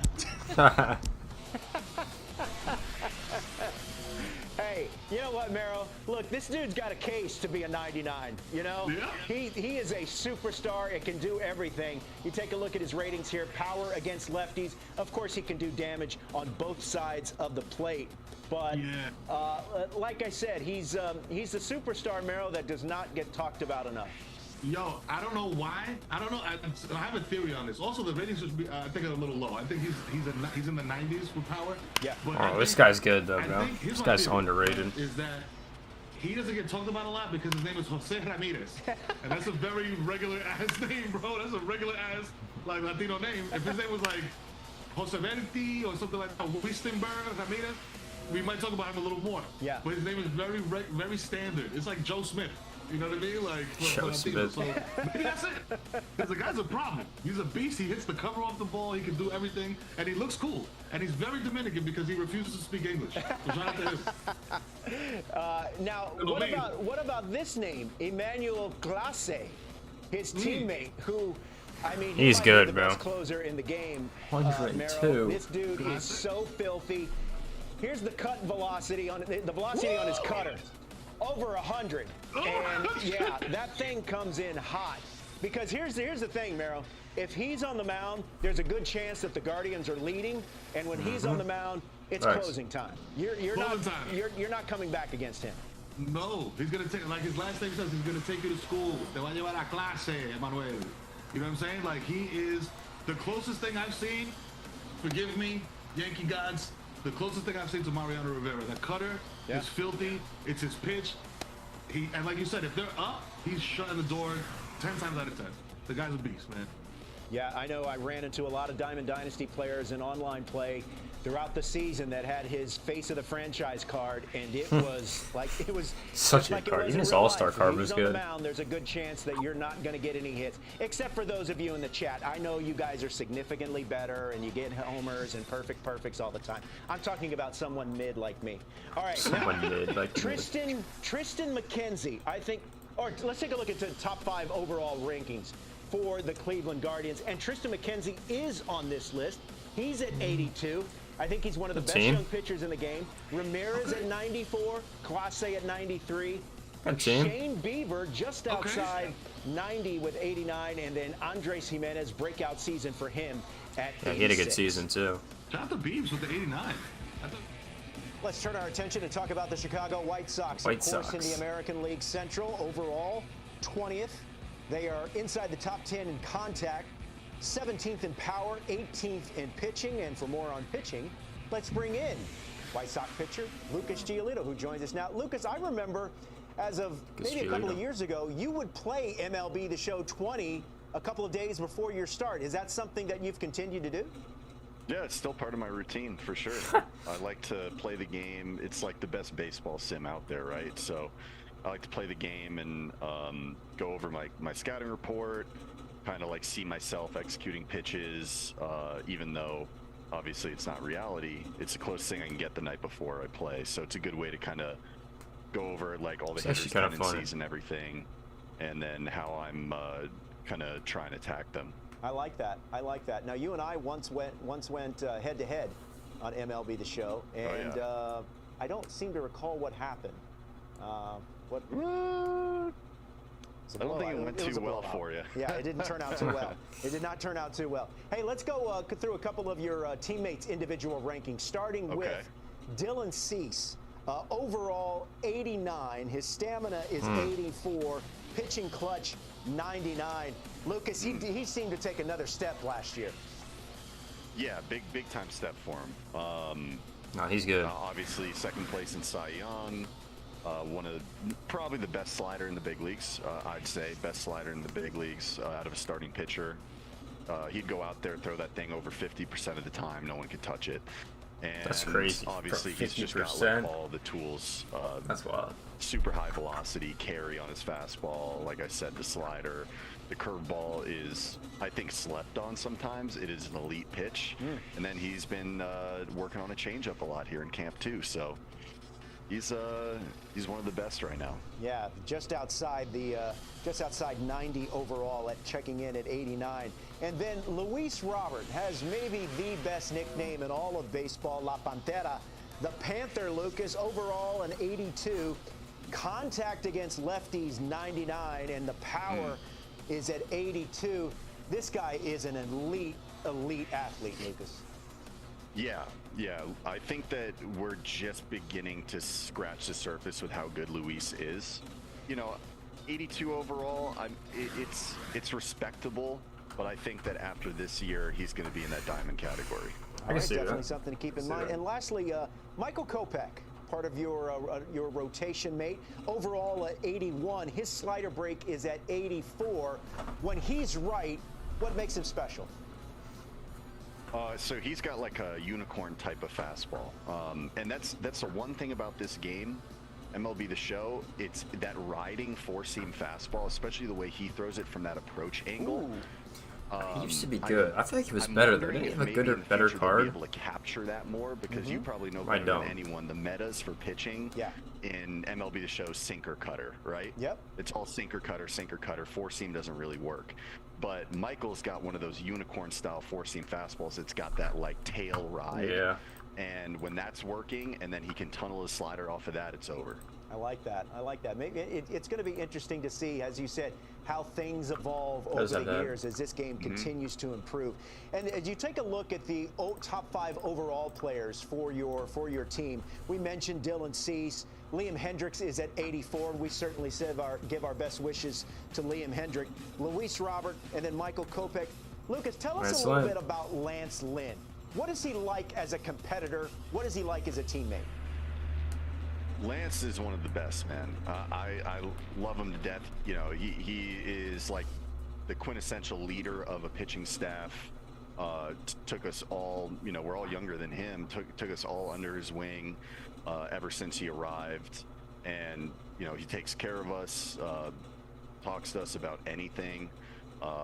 And he obviously is, in my opinion, one of the best, manipulators of the ball that I've ever seen from a pitcher. Lucas, we'll get you out of here on this one. Your overall rating is at 76.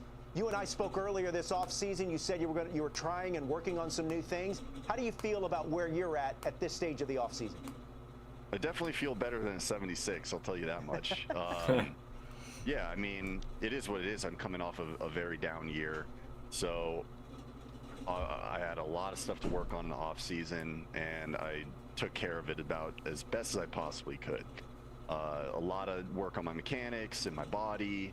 I'm feeling a lot better coming into this season versus last season. I like how the ball's coming out of my hand. Just continue to build here in spring and then go out and have a good year. That's what it's all about. Well, Lucas, we appreciate the time, man. You're one of the best. Thanks for the time, and we'll talk to you soon. Appreciate it, Roflo.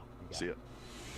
All right, let's bring Roy McCann, our Sony's ratings expert, for his reaction. Roy, you heard Lucas, particularly his comments about Michael Kopech and how maybe his fastball can't. I know Liam Hendricks. He has appreciated yet. He has some cancer problem or something. What was your take on that? Yeah, I mean, some disease or something they used to deal with. Really give it its life. That's what I'm with him. I'm pretty sure he has we probably look a it high up. break rating. I don't know what on exactly fastball. was it called.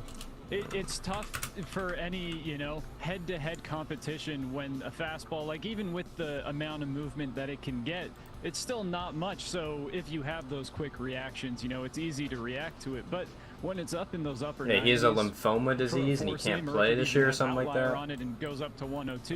You know, you so start seeing, oh yeah, that's the problem with I him. cannot hit this, you know. Yeah. And as for, you know, sinker cutter, That's what's going on with him. So you're yeah, he's not gonna be able to play throwing this year. something that, you know, the hard sinkers coming Kind of sucks. to be really popular in Major League Baseball right now. You know, the seam shifted wake movement's going on where everybody's realizing, okay, if you hold the ball this way and you're practicing everything to get it the most movement as possible while also going hard velocity on those. The cutters as well, you know, as long as you have something that looks like it's coming fast and then out of nowhere, you know, slows down on you maybe or just breaks away, it's really tough to react to. You know, hitters will tell you the same thing in real life, and, you know, we try to do our best to replicate that in the game. All right, good stuff, Roy. You stick around. We got more with our ratings expert throughout this stream. Let's say hello to Ramon Russell. He's the product development, communications, and brand strategist at Sony San Diego, and he joins us now. Ramon, this is a big year for the game. Release is on March 28th, early access March 24th, and I know a big part of one of the new elements of the game is the partnership and the involvement of the Negro Leagues. We've seen the trailer, we've seen some of the elements of this year's game. I think it's a home run, no pun intended. Just tell us a little bit about what it means to you and everyone else there at Sony to have the Negro Leagues a part of this year's game. Yeah, it's a very special product. It's something that we've been working on. So image from the game right there. 2 years now. Not started, 2 and or 9. It all started with it was time to introduce the Negro Leagues into MLB The Show, and we really needed to figure out an interactive and fun and engaging way to do it. And that all started with our partnership with Bob Kendrick and the Negro Leagues Baseball Museum, because this entire project is really about bringing more awareness to the museum, these players, these stories, and Bob Kendrick. Yeah, and you know, Ramon, obviously people are very aware of Jackie Robinson and his breaking the color barrier in the major leagues, but he starred in the Negro Leagues before that, and he wasn't the only one. I mean, I feel like this mode is going to give us a chance to hear about all the other great Negro League players that maybe history has overlooked. 100%. Bob is going to tell you so many amazing stories, not just about Jackie Robinson. You're also going to learn about things that you might not have known about Jackie Robinson. You know, baseball wasn't his best sport. You know, he was a four-sport athlete. You're going to learn about Buck O'Neil. I didn't even know that. Most people might not know who Buck O'Neil is. I didn't know he's a four-sport athlete. Great Martin DeHigo, who might have been the best baseball player ever, someone who played all 9 positions and is in 5 different baseball Hall of Fames. And that's what we're really trying to do here, is tell these stories in a new and engaging way to a younger audience who plays video games, because, you know, that's where the young people are right now. Yeah, and one of those gentlemen over your shoulder, Rube Foster, he's one of the important figures in the history of the Negro Leagues and a fascinating story in his own right. He is a good story. You know, Rube Foster created the Negro Leagues, you know, in Kansas City, Missouri, you know, at the Paseo YMCA in 1920. And, you know, unfortunately, the Negro Leagues needed to exist because, you know, black men and women were excluded from playing in Major League Baseball. And it's really a story about the American spirit and triumph over adversity. You won't let me play with you? Fine, I'll create a league of my own.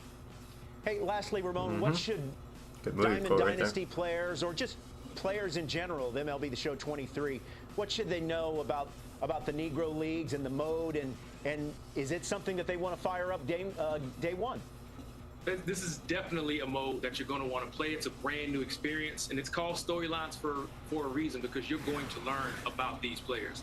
And to be able to use them, you know, outside of storylines, you know, you have to learn a little bit about them and play through their storylines, which is really amazing. You know, you've seen some of the videos and some of the gameplay, so we're so excited and can't wait for everybody to try this new mode out. Now, as I said, I think it's great. Pretty much the entire community just can't wait to see this mode unveiled when the game is released March 28th. Of course, early access March 24th. Great stuff, Ramon. I know how much this project has meant to you. I know how much you and your team have worked on this project. So congratulations, and I can't wait to play it. Thank you so much, Robert. Right. It's good to talk to you. You too, man. All right, let's keep going. Ratings reveal. Let's jump back into the American League Central. Minnesota Twins. The Minnesota Twins. They have Still got like half the league left, bro. 13th, God damn, 16th in like pitching, halfway 4th done in almost. defense. Of course, The re-signing of Carlos Correa up the middle will definitely help that defense. Inside the top 10 in power, speed near the bottom at 25, and 14th in contact. Let's bring back Mero, the kid Mero. What do you think of the Minnesota Twins? They're a team that is starved, not just for a championship, they're starved for a playoff win, man. Yeah, it's sad to say. I mean, like, as a Yankee fan, they often, you know, in the wild card, they are often the victims of Yankee success. But yo, to me, the Twins' biggest thing is health. If these guys, I'm beginning on the 24th. Are you gonna play with me at on launch night? they got a chance to make a at run. midnight. You know what I mean? I make some noise in the Angel? Central division. You're gonna be in the chat when we're That's playing. really it. Like, it's guys. They always say the best ability is availability, and if these guys are available and are playing up to, you know, their standards, they'll be all right. The Twins will be all right. Maybe they'll get a playoff though. Maybe. Yeah, no, their numbers when Byron Buxton plays, their record when he plays as opposed to when he does not, I mean, it's a thing. It is a real thing. He is so important to them and their lineup. Speaking of Byron Buxton, here's his reaction to his rating. Well, let's see. I think my overall player rating is 92. Oh. Got it on the dot. Quite sick. I was closer. Closer than I was last year. Low-key, I was going to say like 87. Speed was down a little bit this year. My power versus right-handed pitching is. It's the only thing I hit last year. Got to be close to at least. Got to be like 91. It's actually 99. Damn. I like that one. I like that one a lot. Probably could if I remember to get on. I will be on. These are big numbers. He will be They're streaming. nuts.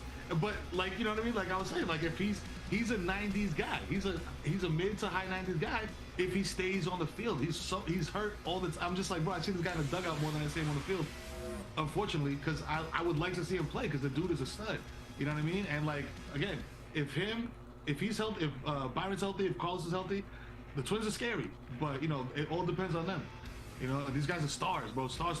Especially, but and I was surprised I didn't see Buxton in the top 5 steals thing that we did earlier. Yeah, that's a great point. Look, he's got the tools and the ability to do all of that. Shout out to friend of the community, Thuney, who is a big Minnesota Twins fan. Hopefully he's here in the chat. Carlos Correa, unexpectedly re-signing with the Minnesota Twins. You look at his numbers, 85 contact against lefties, and he's got one of the strongest arms in the infield at 95. Hey, Merrill, there was a good chance that he was not going to be with the Minnesota Twins this year. Bro, he was just running around teasing everybody in the offseason, man. Like, the Mets thought they had him. San Francisco thought they had him, along with Arson Judge. Didn't happen. You know what I mean? But here he is, back with the Twins. I don't know.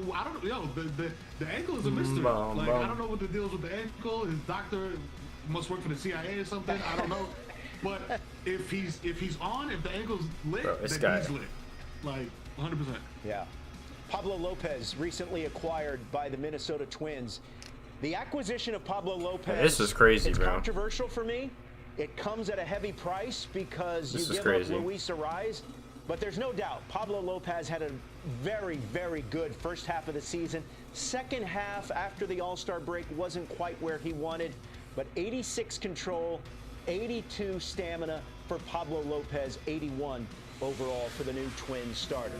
So rounding out their top 5 rated players, Byron Buxton is sitting at the top with a rating of 93. Carlos Correa 89. Behind him at 89. Johan Duran, who is a filthy, filthy relief pitcher. He's got some exploding stuff at the back end of the bullpen.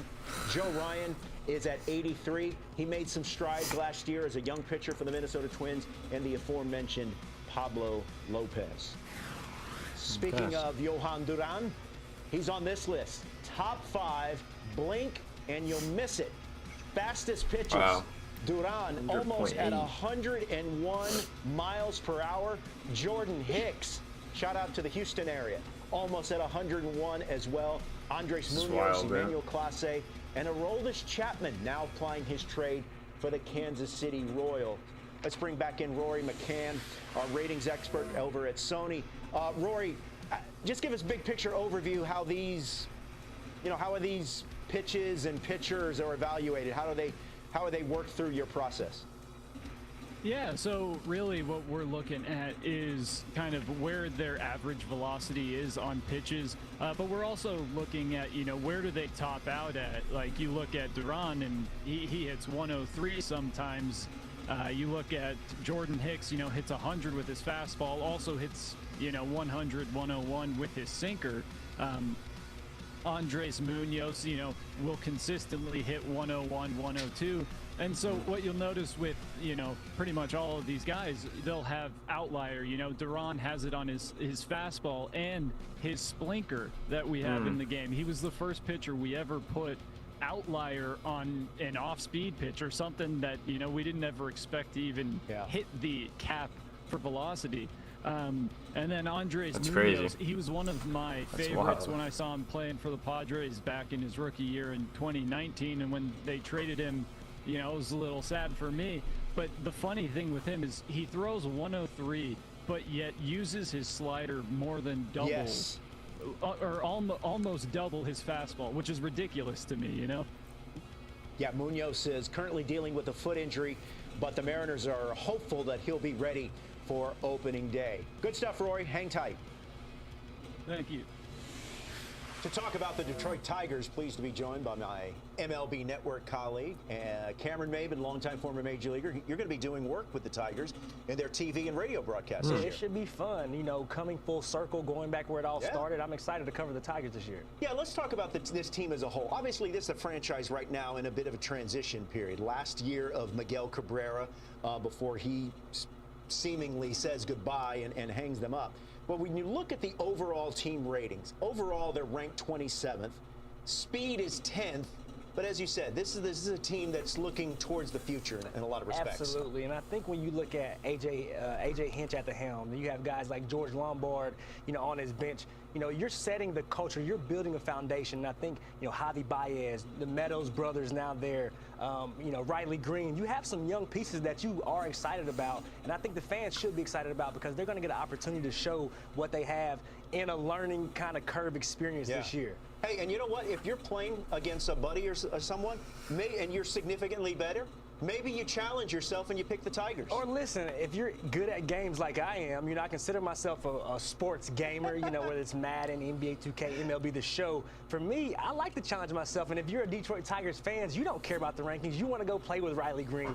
You want to go swing it with Eric Haas and try to go deep. So it's a challenge, but I think it's all about, fandom and who you love and who you root for, and that's how you kind of go about picking your squad. All right, Matt Vierling was acquired by the Tigers in a deal with the Philadelphia Phillies this offseason. He was asked to guess his rating. Check this out. Let's see. My overall rating, I'll go, let's do 78. 67? Oh, Jesus. Okay, that's not very good. I gotta be better than that. Overall speed. I'll go 92. You're exactly correct. 92? Damn. 92 speed rating, yes. All right, pretty good. I love the disappointment. I mean, I chuckle at his disappointment. And you said, hey, I've been there, right? Listen, I've been there before. As players, we always think we're better than we are when it comes to the video game. We always think, hey, I'm a 95. What are they thinking? And then you get the sad news that you're way below your expectations. But the beauty of this game is you can get your rating up through the season. You can come out, you can ball out, and as the season goes and as you go, you slowly start to see that ranking climb up. But listen, to Matt's perspective, 92 contact against lefties. That's pretty good. 92 speed. You got to start somewhere, and that's a good floor to start at. So it's only up for Matt, I think, looking forward. Javi Baez is about to embark on his second season with the Detroit Tigers. Cam, he is an overall 75 player. Contact against lefties, very 75? Power against lefties is Yo. 69. Are you expecting a bounce-back season? Yo. I really am. Javi Baez is probably one of the most talented players that I've played with. I thought he'd be at least instincts 80. that I've ever seen on the baseball field. I think, first year, new Damn. do so much. And I think the dimensions in Detroit will I thought he'd be at least 80. More. God damn. Okay, so not the best for Baez. His average go back up. Let's roast him in the chat. That's actually mad funny. He wants to, have a good year, being that this is Miggy's last year. You want to send Miggy off on the right note. So I expect Javi to come back stronger than ever. He's at 75. Coming in at 77 overall is Jonathan Scope, the veteran. I like that for Scopey. You know, he's steady Eddie. This is a guy who every year he comes out, you know what you're going to get. He's going to be a guy that man second base extremely well. You know, he's going to hit you 20-plus homers, 20-plus extra base hits. This is what he does. So 78, you know, for me, it's a little low. He's done so much in the game. You know, I want a little bit of extra love for guys who've been there, done it. Okay. So it's a little low, but, you know, he's going to be okay. Hey, that 94 fielding is very, very good. Also can give you some positional flexibility as well. All right, so as we talk about the top 5 overall players for the Tigers, 3 of them are pitching.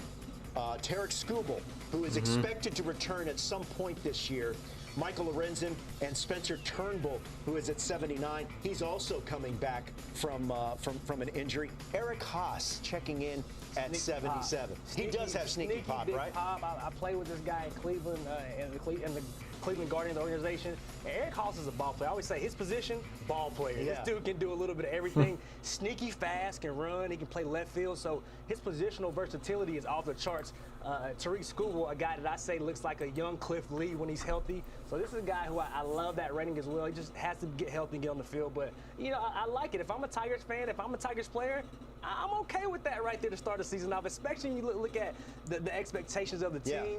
You know what? We can go up from there. Absolutely. I love their manager and A.J. Hinch, and hopefully it won't be too much longer before they see the Detroit Tigers challenging for a playoff spot in 23. Cam Maven, thanks for the time, man. Appreciate it.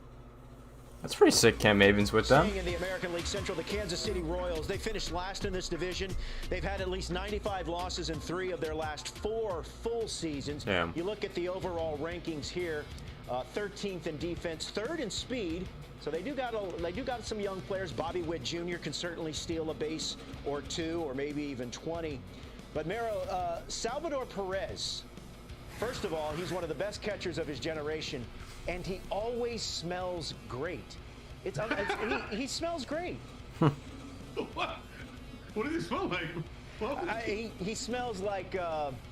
He smells like lavender and extra base hits. That's just a nice little combination of the 2 there.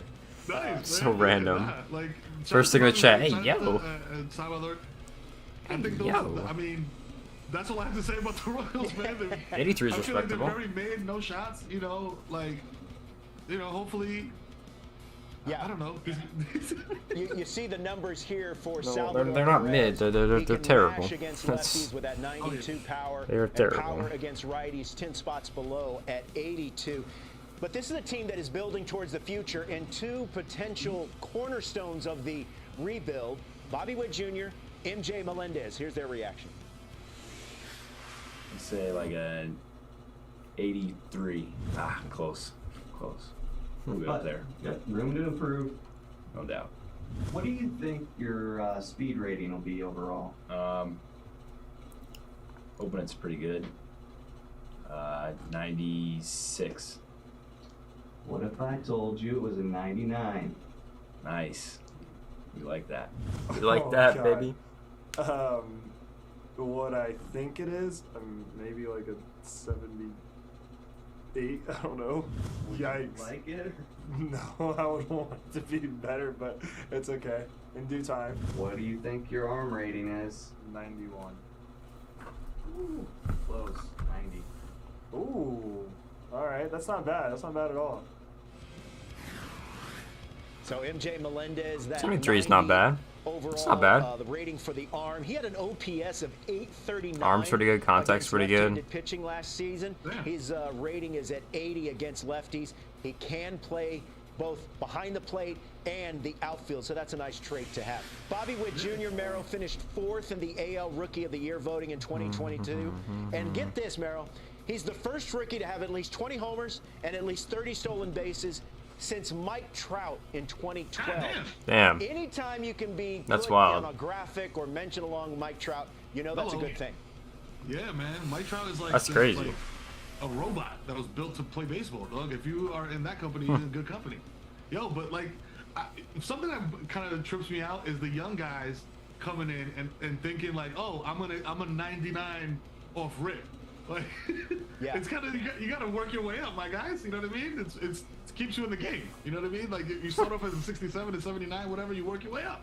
Yeah, according to a lot of metrics, he's the fastest player in Major League Baseball. So he can hit for power, he can hit for average, and definitely can steal some bases. So top 5 rated players for the Kansas City Royals. The veteran Sal Perez leading this list. You got some young players in Bobby Witt Jr., the very talented pitcher Brady Singer. Hey, Singer's up there. USA, Singer's always a good player. Baseball Classic, Scott Barlow, and then Vinny Pasquantino. Singer's always a good player. He's low-key underrated sometimes.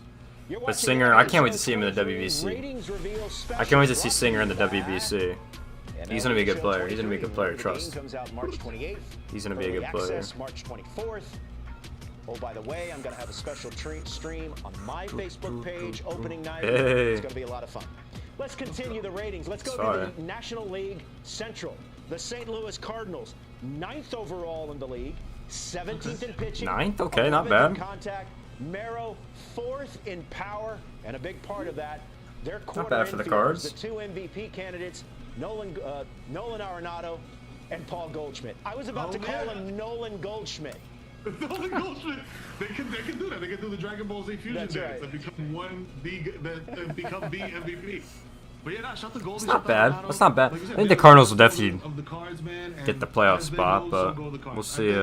We'll see how it goes. They're gonna have a hell of a season, dog. I got them winning 94 games plus, maybe. Okay. Yeah, they're gonna have a good season. And Goldie's gonna have another year, man. I feel it in my plums. I feel it in my plums. It's gonna happen for them, man. These guys are studs, man, and they're just gonna keep wrecking the league. I say, let the boy watch. That's right. That's right. All right. Well, Paul Goldschmidt is the reigning and defending National League MVP. Let's get some rating reaction now, starting with Wilson Contreras. Hey, Contreras. I hope so. It's 91. Well, I guess I need to get better at it. 91. Damn, he's a little off. It's going to take a little bit to get used to seeing Wilson Contreras in Cardinal red as opposed to Chicago blue.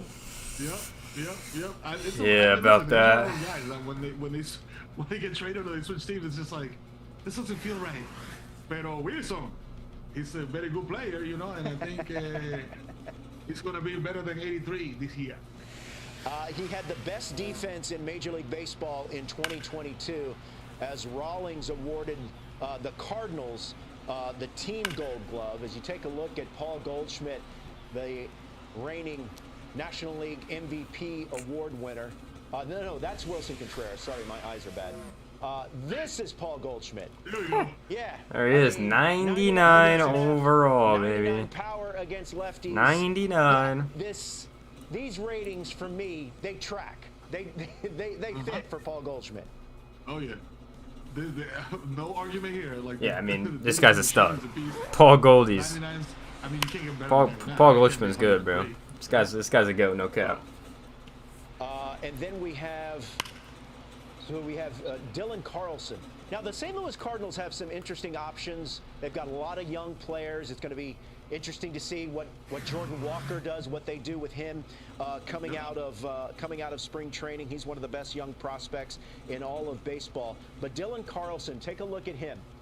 Contacts against lefties, 97. 75, 97. Yeah, that's pretty good. Pretty good stats overall. As last year he hit just 8 home runs.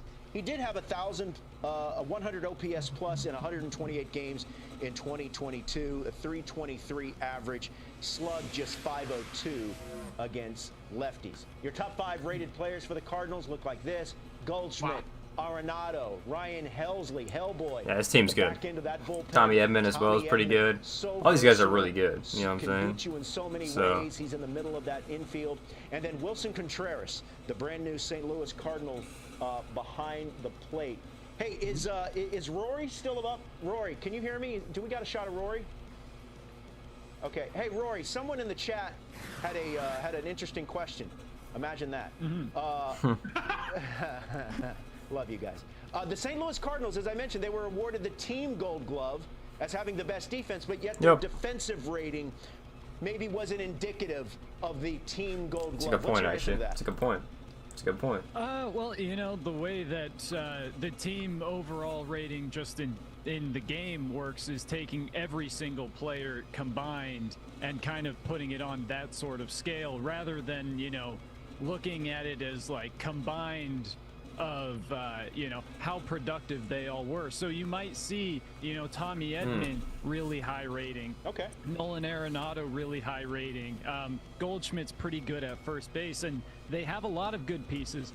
But then there are also the pieces where, you know, they might be weak in certain positions and the depth isn't quite there with their fielding rating. So what you'll see with the team, like defensive overall rating, it might drop because of those things.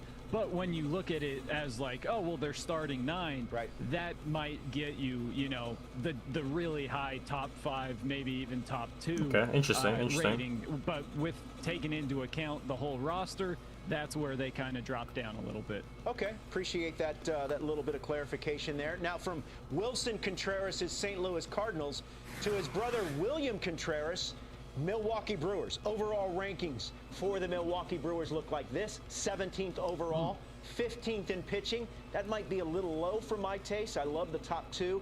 And don't forget fastball Freddie Peralta, 5th in power, 13th overall in speed. I think that's good because their bullpen's shit, though. Their bullpen's terrible. This is a tough division here, Merrill. I mean, the St. Louis Cardinals probably considered the favorite at this stage, but don't sleep on the Chicago Cubs. They're going to be better than maybe some people think. And Yep. the Milwaukee Yes, Brewers, sir. they certainly can win a lot of games, too. Yeah, no, definitely. I mean, the Cards are like, you know, up there, like you said, de facto first place, but I wouldn't sleep on the Cubs at all. Like, I think the Cubs, depending on how the season shakes out, you know, injuries and all that stuff come into play. I think the season, the Cubs could mess around and win the division. But yeah, no, it's all right. That's a little crazy. Man. Like, that's kind of crazy. You know, it's not a walk in the park division like, you know, like other divisions. I'm not gonna say which one. Especially when teams have to face the likes of Corbin Burns, the right-handed flamethrower for the Milwaukee Brewers. We got a reaction video to his rating from Corbin Burns. Here we go. I think my MLB The Show overall rating is 94. Almost hit it on the money. Damn. You people are too nice to me. Yeah, I mean, I think that's about right. His hits per 9 in the high 80s. Strikeouts per 9 is at 80. Yeah, obviously I love what Burns does at the top of the rotation. You got Brandon Woodruff, Freddie Peralta missed some time last year, so he's expected back. So that's a pretty devastating trio. Merrill, I think it just speaks to the larger issue of when you look at stuff of guys that Corbin Burns is throwing out there on a nightly basis. I don't know how people get hits. I don't know how these guys hit what's coming at them. Listen, I hope. Or, I mean, I don't hope, because I want the guy to be successful, but I hope the pitch clock does something, because this guy just throws straight meteors over the plate. And like you said, man, I don't see... This guy's a W, man. Like, he's starting, it's just like ready to, you know, scratch a W in your little column. Yeah. This dude's a problem. So, you know, let's see. Hopefully the rest of the team is not... It just elevates their game, you know what I mean? To meet his level of play. So, have some success. Yeah, absolutely. Let's check out Garrett Mitchell. Let's get his reaction to his rating. 71. Oh no, we're just talking. Okay, no reaction here from Garrett Mitchell. Here we go. Arm is at 91. We're gonna keep it going here. 99 speed for Garrett Mitchell, and you know, with the rule changes, the bigger bases, maybe he's a guy that can take advantage of stealing some bases and be a demon on the base path. Devin Williams, back end of the bullpen. He's one of the best pitchers, one of the best closers in the game. His changeup, Merrill, that is a pitch that definitely translates in the game. If you're facing Devin Williams in MLB The Show, you got to be ready for that changeup. But he can also rush it up there, mid to high 90s as well. Yeah, he's the guy that's going to make you do the little Looney Tunes swing and just like contort your entire top half of your body with the off-speed stuff. And yeah, nah, man, 99. Like, I would have wrote that in myself if I was one of the devs for this game, because the guy's a beast. All right, so let's take a look at the top 5 overall players for the Milwaukee Brewers. Remember, these are offline rankings here. This is not Diamond Dynasty or online rankings. Corbin Burns is the top of the list at 95. Pretty good, Brandon honestly. Woodruff right behind him at 88. Pretty good, pretty good. Peralta, Devin Williams, and Willie Adames, who has really turned his career around and emerged as a star since coming over from the Tampa Bay Rays. Speaking of punch-outs and high octane and strikeouts, Devin Williams is at the top of this list here for the top 5 punch-out patrol. These are the guys with the high rankings and the high ratings when it comes to Ks per 9. Let's bring back Rory. Rory, James Karinchak is at the among the top of the list here with a 99 overall. Yeah, Karinchak, we love him here in the studio. Even using him in MLB The Show, it's fun seeing just his way over the top delivery and the way you can play off of it with the 4-seam fastball and the curveball. Then you go down the list, Devin Williams. The changeup is so nasty.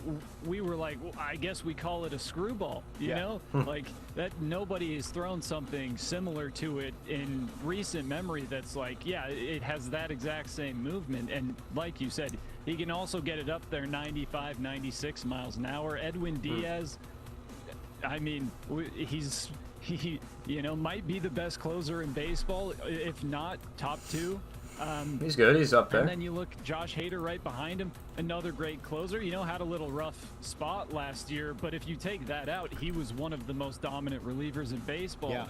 And, you know, just looking at any of these pitchers, if you can get them in a franchise fantasy draft, trade for them, or just start with, you know, one of these teams to have them, you have a lockdown closer, or at least, you know, a dominant 8th inning, 7th, 8th inning kind of setup, man.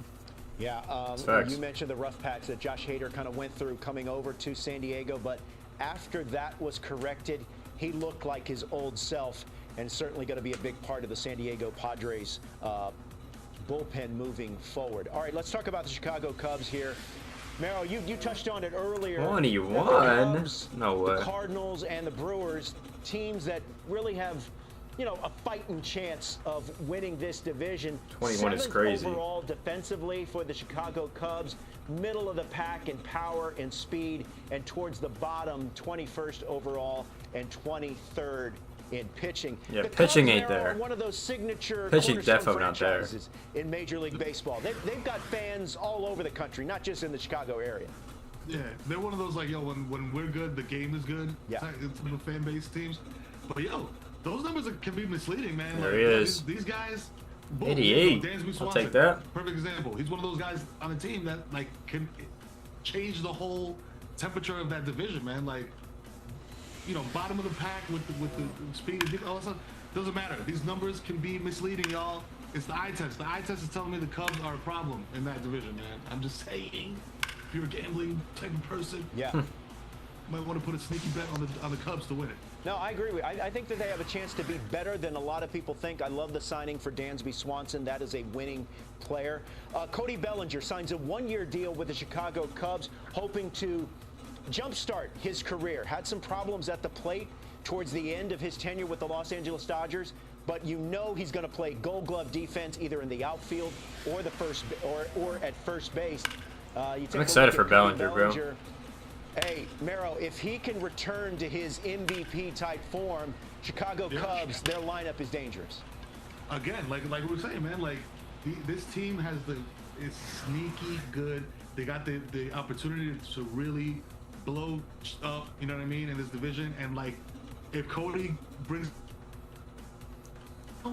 it's depending upon these things, the Cubs will be good. And Cody being good is one of those things. Absolutely. Christopher Morel is one of the they're promising young players. This kid's He's got gross, a 99 bro. arm in the outfield. He's got a this 70 kid's so rating good. Of power. You get a little more than against 70. Right-handed It's all pitchers. Our good. top 5 overall players for the Chicago Cubs as we put a bow on their Nico Horner. particular ratings. Dansby Swanson is at the top with an 88. Nico Horner, Swanson and Horner. That's a pretty good double play combination. Marcus Stroman on the mound. Jamison Tyone coming over from your New York Yankees, Mero, is at 79, and Patrick Wisdom, the corner infielder, is at 77.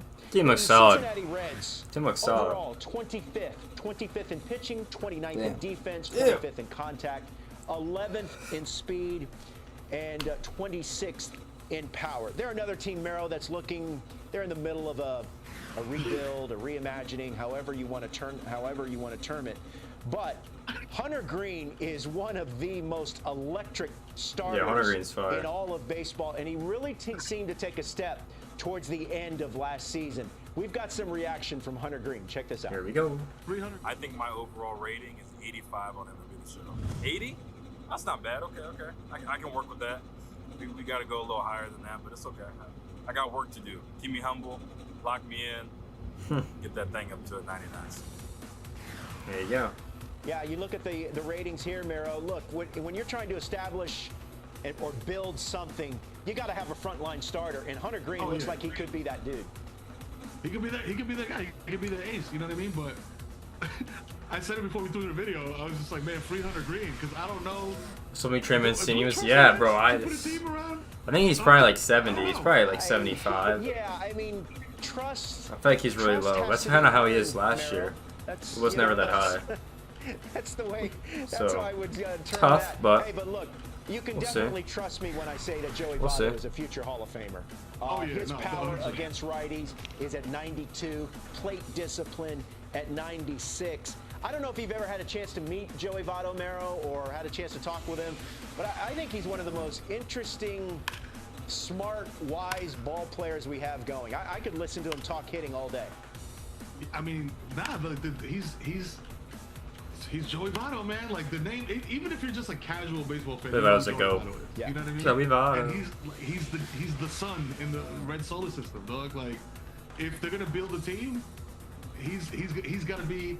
He's not the guy, but he's very much like you said, future Hall of Famer, wise guy, leader of the clubhouse, all that good stuff. Every sports cliche you could give, Joey Votto's that. Yeah, he's a big time chess player, no doubt. So while he represents the present and he's towards the end of his career, Elly De La Cruz could be an emerging star, one of their top prospects, a guy that has tools for days, contact against righties 65, the speed is at 90. But this goes to what we were talking about. I mean, right? I mean, they've got to build a team around Hunter Green, and maybe Elly De La Cruz can be a part of that solution. Top 5 rated players for the Cincinnati Reds. Will Myers Tyler on this Stevenson team? Jesus. Is at 81 overall. Hunter Green right behind him. Nick Lodolo, and then Lodolos is at 79, and then Will Myers. Will Myers, acquired in the offseason, the former San Diego Padre and Tampa Bay Ray. He is now with the Cincinnati Reds. Pittsburgh Pirates. That's always been on a bad team, bro. I feel so bad. 26th overall. The only category where they're inside the top 20 is at power at 16. And I want to change things up here a little bit here, because I want to bring up O'Neal Cruz, Mero. I'm not sure if he had a chance to watch this young man play last year, but I think he has a chance to be maybe the most unique athlete we've ever seen in Major League Baseball, and I'm including Aaron Judge, and I'm including Shohei Ohtani. This guy is a freak. This kid's gross. 1,000,000%. His arm 93, bro. Come on. Watching this dude, it's just like, you could probably play any sport you want, O'Neal. Yeah. But you chose baseball, so more power to you. The numbers speak for themselves, man. This dude is the Incredible Hulk behind the plate, dog. I've never seen somebody hit the ball so violently, bro. Like him and Stan have some of the most violent swings I've ever seen in baseball professionally. Like this dude is out of control. Like he's a video game player. If I just played the show and I didn't watch baseball in real life, I'd be like, oh, you guys just made him up for this game, because he's that good. He's an alien. Yeah, I had his Diamond Dynasty card in my lineup. 93 arm is crazy. Everyone's talking about it. Year. Another young, promising player for the Pittsburgh Pirates, Brian Hayes. Let's hear from him. I think my overall player rating is probably around 78, 79. Okay. Damn, on the money. And then what do you think your fielding rating is? It's gotta be 99. Yep. Yeah. 99.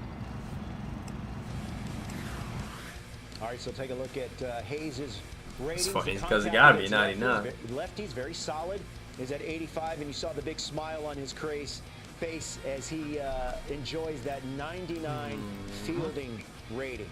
Now, there's a lot of future young stars in this Pirates roster. There is a big star especially the former MVP, Andrew McCutchen. He is returning. It's going to be good to see him back in Pittsburgh Pirate colors. You know, it's really just, I think it's a great story, Mero. A guy that, you know, left the Pittsburgh Pirates years ago, but now he's coming back, and I think he's going to play a big, important part for their clubhouse atmosphere and culture moving forward. Definitely, man, 1000%. Like this dude, like you said, former MVP, future Hall of Famer, all-around good guy. You know what I mean? You never heard a bad story about Andrew McCutchen, and now he comes. Brett Cano hit a 2-run home run, bro. All the young guys can rally it's around 5-0 his against Atlanta. experience. You know what I mean? Like what he brings to the clubhouse, you can't. That's one of those intangible things that you can't really like put on a stat sheet. But he's gonna bring that. You know what I mean? He's gonna. I feel like he's gonna definitely have like everybody buying in to what they're doing over there in Pittsburgh. Yeah, pretty good lefty numbers. Pretty good numbers against lefties with that 93 power against southpaws. Take a look at the top 5 rated players for the Pirates. Brian Reynolds, 84 overall. Yeah, that kid's best friend of the team, bro. Is at 81, and then you've got Kutch, O'Neal Cruz, and Brian Hayes at 71.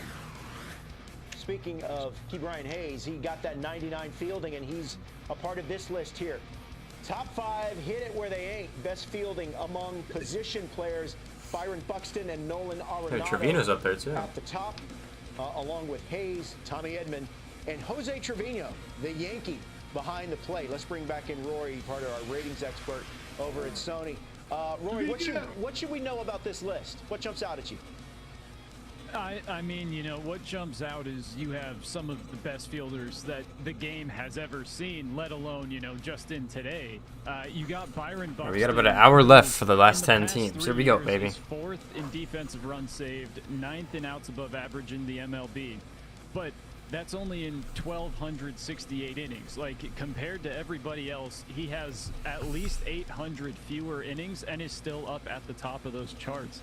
And then comparing Arenado and Hayes, I mean, that's so tough. They are both exceptional greats at what they do. You know, if I had to take a pick of, you know, who might start out higher next year, Brian Hayes, his numbers are slightly better, but by no means does that have any disrespect to Nolan Arenado. He is, for a reason, you know, winning every single Gold Glove year after year because he is just elite. And then Tommy Edman, he was able to do it at second base, and then they were like, oh, well, hey, we'll put you at shortstop, and he can play just as well at short. But then you also think about, well, he can also play in the outfield, and he can also play third base. He plays almost every position. So if you have him on your team, you can put him anywhere, and he is going to be just elite. And then Jose Trevino last year, he led MLB in, you know, frame runs, in blocking, and in defensive runs saved. Like, he was just that elite as catcher.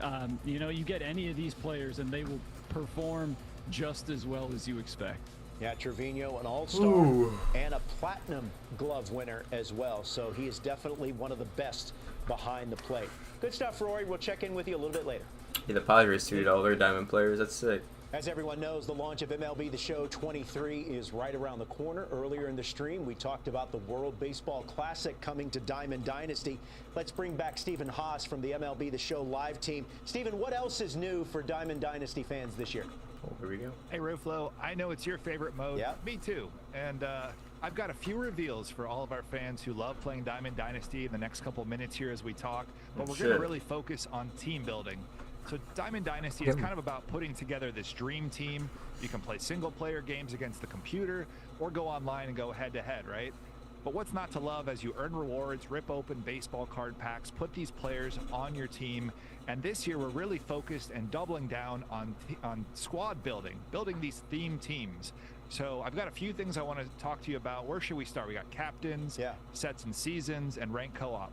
Well, we know the captain, Derek Jeter, is on the cover of one of the covers that you can get for. I'm gonna be that guy, but I've already heard this. Can we move on? Tell us more about captain cards. Unless they reveal something new, I don't really care. Freshest new features we have, and captains are hitters and pitchers that can make their teammates in Diamond Dynasty even better on your squad. Over here. So let's do a reveal right here, Roflo. We're going to go to the Houston Astros. Okay, reveal Jose Altuve Jose is their Altuve. team captain in the team affinity programs that are returning in MLB The Show 23. 5'8", So are you going to go after Altuve as your first captain here? Oh, absolutely. As everyone knows, I'm a huge He's Astros also set fan, one. and everyone needs more Astros in their lineup. Set one, guys, remember. Exactly. You might.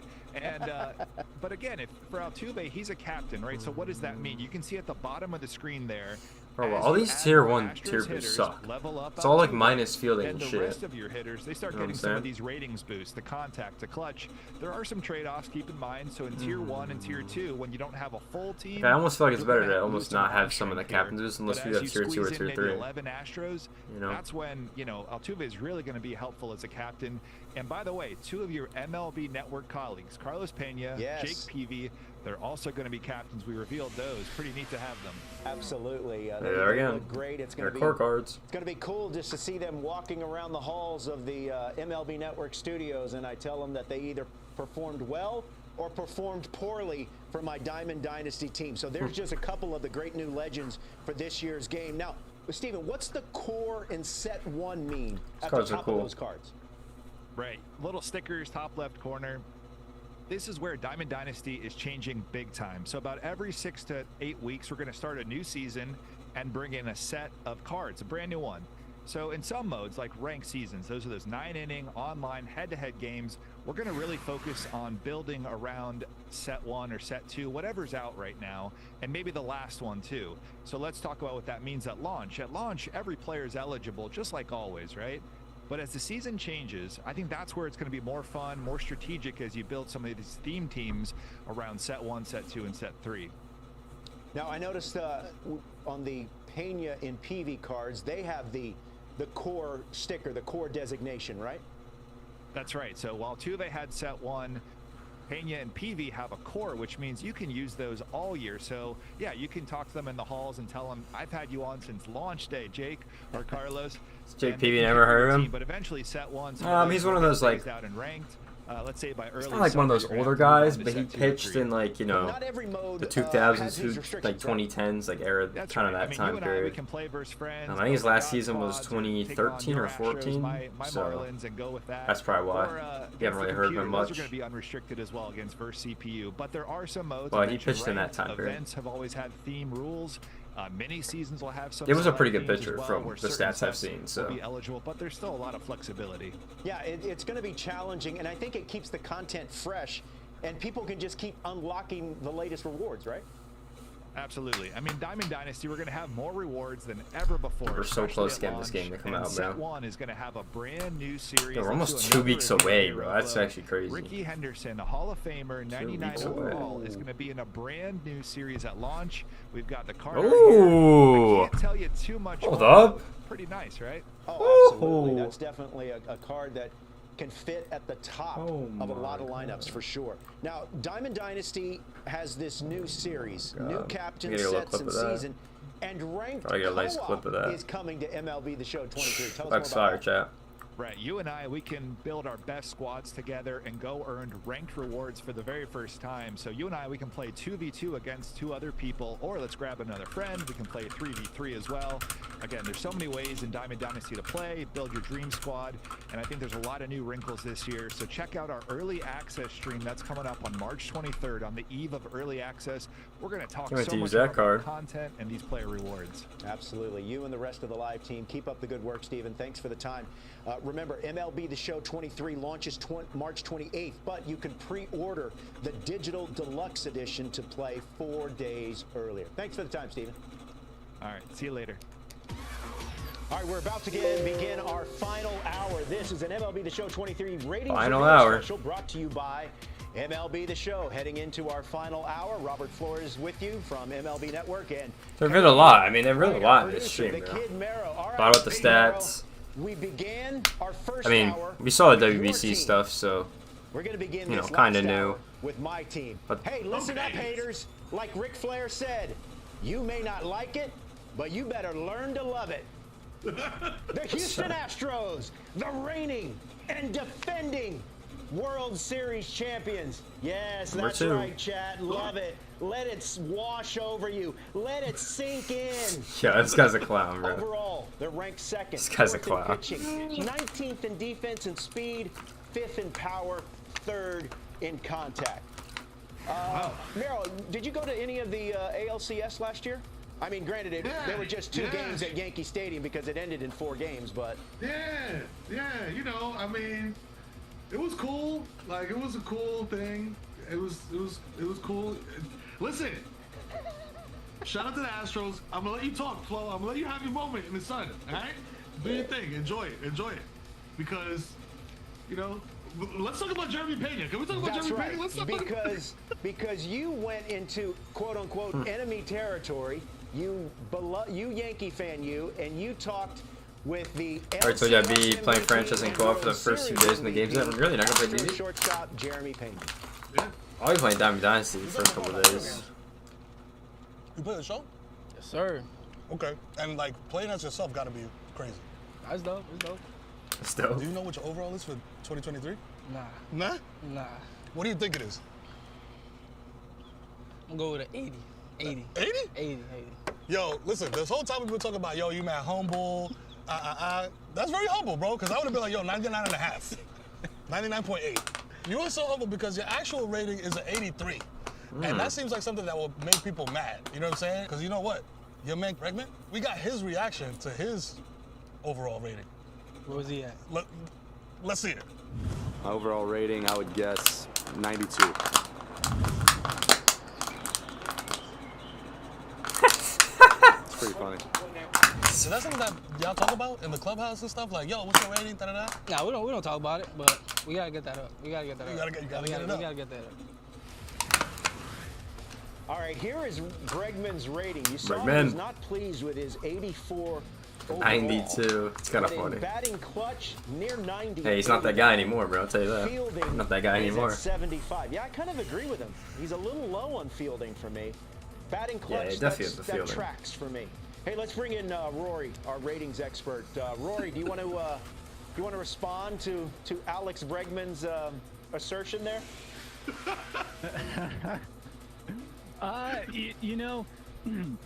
Alex Bregman is a superstar caliber talent, you know. Unfortunately, like, there were some down years, not down years, but down for his standards. And so with the 3-year average, kind of brings it down. But my favorite part about Diamond Dynasty and what's great about it is throughout the year, we get to be proven wrong by these players. And we're always watching. And when Alex goes off in April and has a great month, you can bet he's going to get his rating raised up. So Taking a monthly card, probably. It's going to be something we monitor throughout the year, and we try to get everybody's rating exactly where they think they are. Yeah. But, you know, sometimes we can't always hit on that, and we'll make sure we'll be watching him throughout the year, make sure we don't make any wrong steps for him. Absolutely. These guys are competitors, right? And that competitive fire gets stoked a little bit 92. When they don't get the rating that they expect. It's a little crazy. You mentioned the injuries. He was not himself in 2021. But I feel like maybe after the 2nd or 3rd month of 2022, he started to look like he was rounding into form.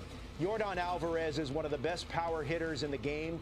That home run he hit off Alvarez in Game 6 of the World Series. Haters, I don't think that ball has landed. 99 power against righties. Power against lefties, 87. We saw the big homer against Alvarado in Game 6 of the World Series. Yeah, that shit was a tank, bro. Merrill, this dude is a beast in the box. 100%, man. The Yankees were the savages in the box. He continues to be a savage in the box. And as not a member of the Yankees, yo, the dude. Why does guy keep mentioning the Yankees, bro? He's very big. Like, he's a dude. I hate when people do that, bro. Like, you'll be talking about any team, they always gotta bring up their team, bro. Like, bro, shut up. Like, I don't care about them. It's enormous. You know what I'm saying? Man, I think that, listen. Like, I'm gonna be that's just so. That's something I just noticed. Like, bro, shut up about the Yankees. The Astros are really, really good, bro. The Astros are really, really good. Like, I don't bring my team and everything. Like, the fuck? Really good. You know what I'm Skills have been saying? a problem. You know what I mean? I can't believe I'm saying this, bro. I think that they are gonna run away with the AL West, man. Like, Well, look, even as an Astro fan, I might have to give you a little pushback on that, because as we take a look at their overall ratings, this AL West, it's sneakily maybe one of the best divisions in all Tucker's of baseball. at 90. You go Take Tucker. a look at the top 5 rated players. Alvarez, Altuve at 93. Kyle Tucker, 90 overall. Framber Valdez is at 87, and then their all-star closer, Ryan Presley, is at 85. This is what I'm talking about, Mero. The Seattle Mariners, they snapped that long playoff drought a year ago, and they have a team that can certainly challenge. Excited for the Mariners, bro. Can they overtake them in the division? I don't know. Maybe. Overall, 11th. 11th in pitching, 9th in power, 27th in speed, 21st rating in contact, and 17th in defense. Yeah, I mean, look, I love what they're doing in Seattle, and there's some great fans in the Pacific Northwest. Oh yeah, for sure. And bro, you got the J-Rod factor, man. Another stud. Where's he from? Where's he? Who's that? J-Rod. He's yeah, he's from the DR, right? Oh yes, that's right. Another exceptional Dominican baseball player. Wow, that's crazy. I had no idea. Like I was very, you know what I'm saying? I was just wondering Weren't where quite the sure. best baseball player came from. Yeah, he's part of a loaded The DR roster in the World Baseball Classic. Let's get some reaction from their individual ratings, including the big dumper Cal Raleigh. We'll hear from him, but let's start with Luis Castillo. I think my rating is 54. No way. It's a 54? Yo. My overall rating, I believe, is an 81. 80. Too high. You guys are funny, bro. Said 54, bro. Season, had that big home This run shit to mad send the funny. Mariners to the playoffs. Look at his numbers here. Power against righties, 94. Of course, he is a switch hitter. 54, bro. I love switch hitting Yo. catchers. Shout out to Jorge Posada. I feel like my man's clearly don't play the game, bro. As well. And that's why, I mean, he's a big You know what I'm reason saying? why I feel like he don't be the playing the game Mariners, if he's saying their 54. expectations are so high. Luis Castillo, hey, Mero. Hey, the Yankees, if things would have worked out differently, maybe Castillo would have ended up a Yankee instead of a Mariner. Listen, no, I don't want to talk about that. Still pains me. Yeah. You know what I mean? I thought the guy's name was Cashman. That means like he spends money, he signs guys, he puts a lot of money. Apparently that was not, that's not the case with this guy. But again, Luis Castillo from the DR, La República Dominicana, and with him, the Seattle Mariners are putting together a top 3 in the majors pitching staff, bro. I think that's a very interesting question, because they could be in the conversation with Castillo. Bro, this guy said Yankee fans were so entitled. Logan Gilbert, George Kirby. They've got a lot of young arms. Here's Logan Gilbert right now. Yeah, he's good, bro. He's good. Let's take a look Logan at his Gilbert's numbers. definitely Stamina good. is at 85. Four-seam fastball control is There's a lot at of guys 80, that they have that are really but good. I think Logan Gilbert has a chance to really emerge as one of the best pitchers in the American League, certainly, maybe in all of baseball. And I just love because it starts with pitching, Mero, right? We know that. I mean, you got to have quality starting pitching, and you got to have more than just 5 guys. And Logan Gilbert's a big part of that. Yeah, no. I mean, like you said, like if your rotation is solid 1 through 5, you're gonna win a lot of games, bro. And the Mariners have a very, very, very bright future with these guys on deck, man. All right, let's take a look at the top 5 overall rated players for the Seattle Mariners. J-Rod is at 89. Teoscar Hernandez, acquired from the Blue Jays. Teoscar Hernandez, that kid's gross, bro. Castillo, Andres Munoz, and the phenomenal A.J. Pollock at 82. Let's talk about the Los Angeles Angels. 11th overall. 11th. 11th is way too high. That's interesting. Okay, 14th in pitching, 10th in contact, inside the top That's 10 in really defense high, bro. and power, and 26th. I don't know why everyone in thinks this team's speed. gonna make the playoffs. Look, everyone, even if you're a Yankee fan I feel like this or an team's Astro terrible. fan, if you're just a baseball fan, I think we want to see Mike Trout in the playoffs. We've only seen him in the playoffs once. Maybe this is the year that we see him and the Angels back in the playoffs. Maybe. I mean, I wouldn't hold my breath, but maybe. Also, I feel like, shout out to the addition of WBC in the game, because I was thinking the same thing, man. When have I seen Mike Trout in like a high pressure, playoff intensity type of situation? And I'm like, damn, dog, never. You know what I mean? And baseball could use it. You know what I mean? Yeah. The postseason could definitely use Mike Trout and Ohtani throwing heaters in the postseason. But that's entertainment right there. Absolutely. Let's hear from Taylor Ward. Let's get some reaction on his rating. I think my overall player rating is 85. 82? Close enough. Overall player rating for MLB The Show. Whew. Coming off of a stellar 150 batting average. Yeah. I would have to love say this guy. overall 47. 70? Oh, that's just because they're paying me probably. Yo, this fucking guy. Brett Phillips is mad funny, bro. In the game. He's also a friend of the game and the community. His numbers 96 in fielding, 92 in We love Brett Phillips. I think knowing Brett, and look, I like Brett a lot. I think some of he just hasn't found the right opportunity for whatever reason. But I'm hoping that with the Angels, he finds a spot where he can really thrive. The aforementioned Taylor Ward, 77 in contact against righties and lefties. So he's going to do, according to these ratings, he's got the same contact against both righty and lefties. Okay. Now, who is this? Okay, this is Taylor Ward. We see some gameplay video of Taylor Ward. The other interesting, and there's a couple of layers to this, Hunter Renfroe is now on this team. He's a very good outfielder, Merrill. Oh, yeah. Guy with good pop, can drive in a lot of runs. But the other thing is, he's a Mike Trout doppelganger. He looks like Mike Trout. It's crazy. Yeah. I was gonna say Hunter Renfroe is like the Chris Paul thing, but it's just that's Mike. It's actually funny. That's Mike Chilean Seabass right there instead of Mike Trout. Yeah. Like it's Mike Tuna. But yeah, goddamn, they look exactly the same. But you said it. He's on the team now, and he's gonna move the needle for the Angels 100%. Absolutely. Let's take a look at the top five. Trout, Renfroe. The top 5 overall players for the Angels. Of course, the 2 big boppers at the top. Mike Trout and Shohei Ohtani, they're at 99s overall.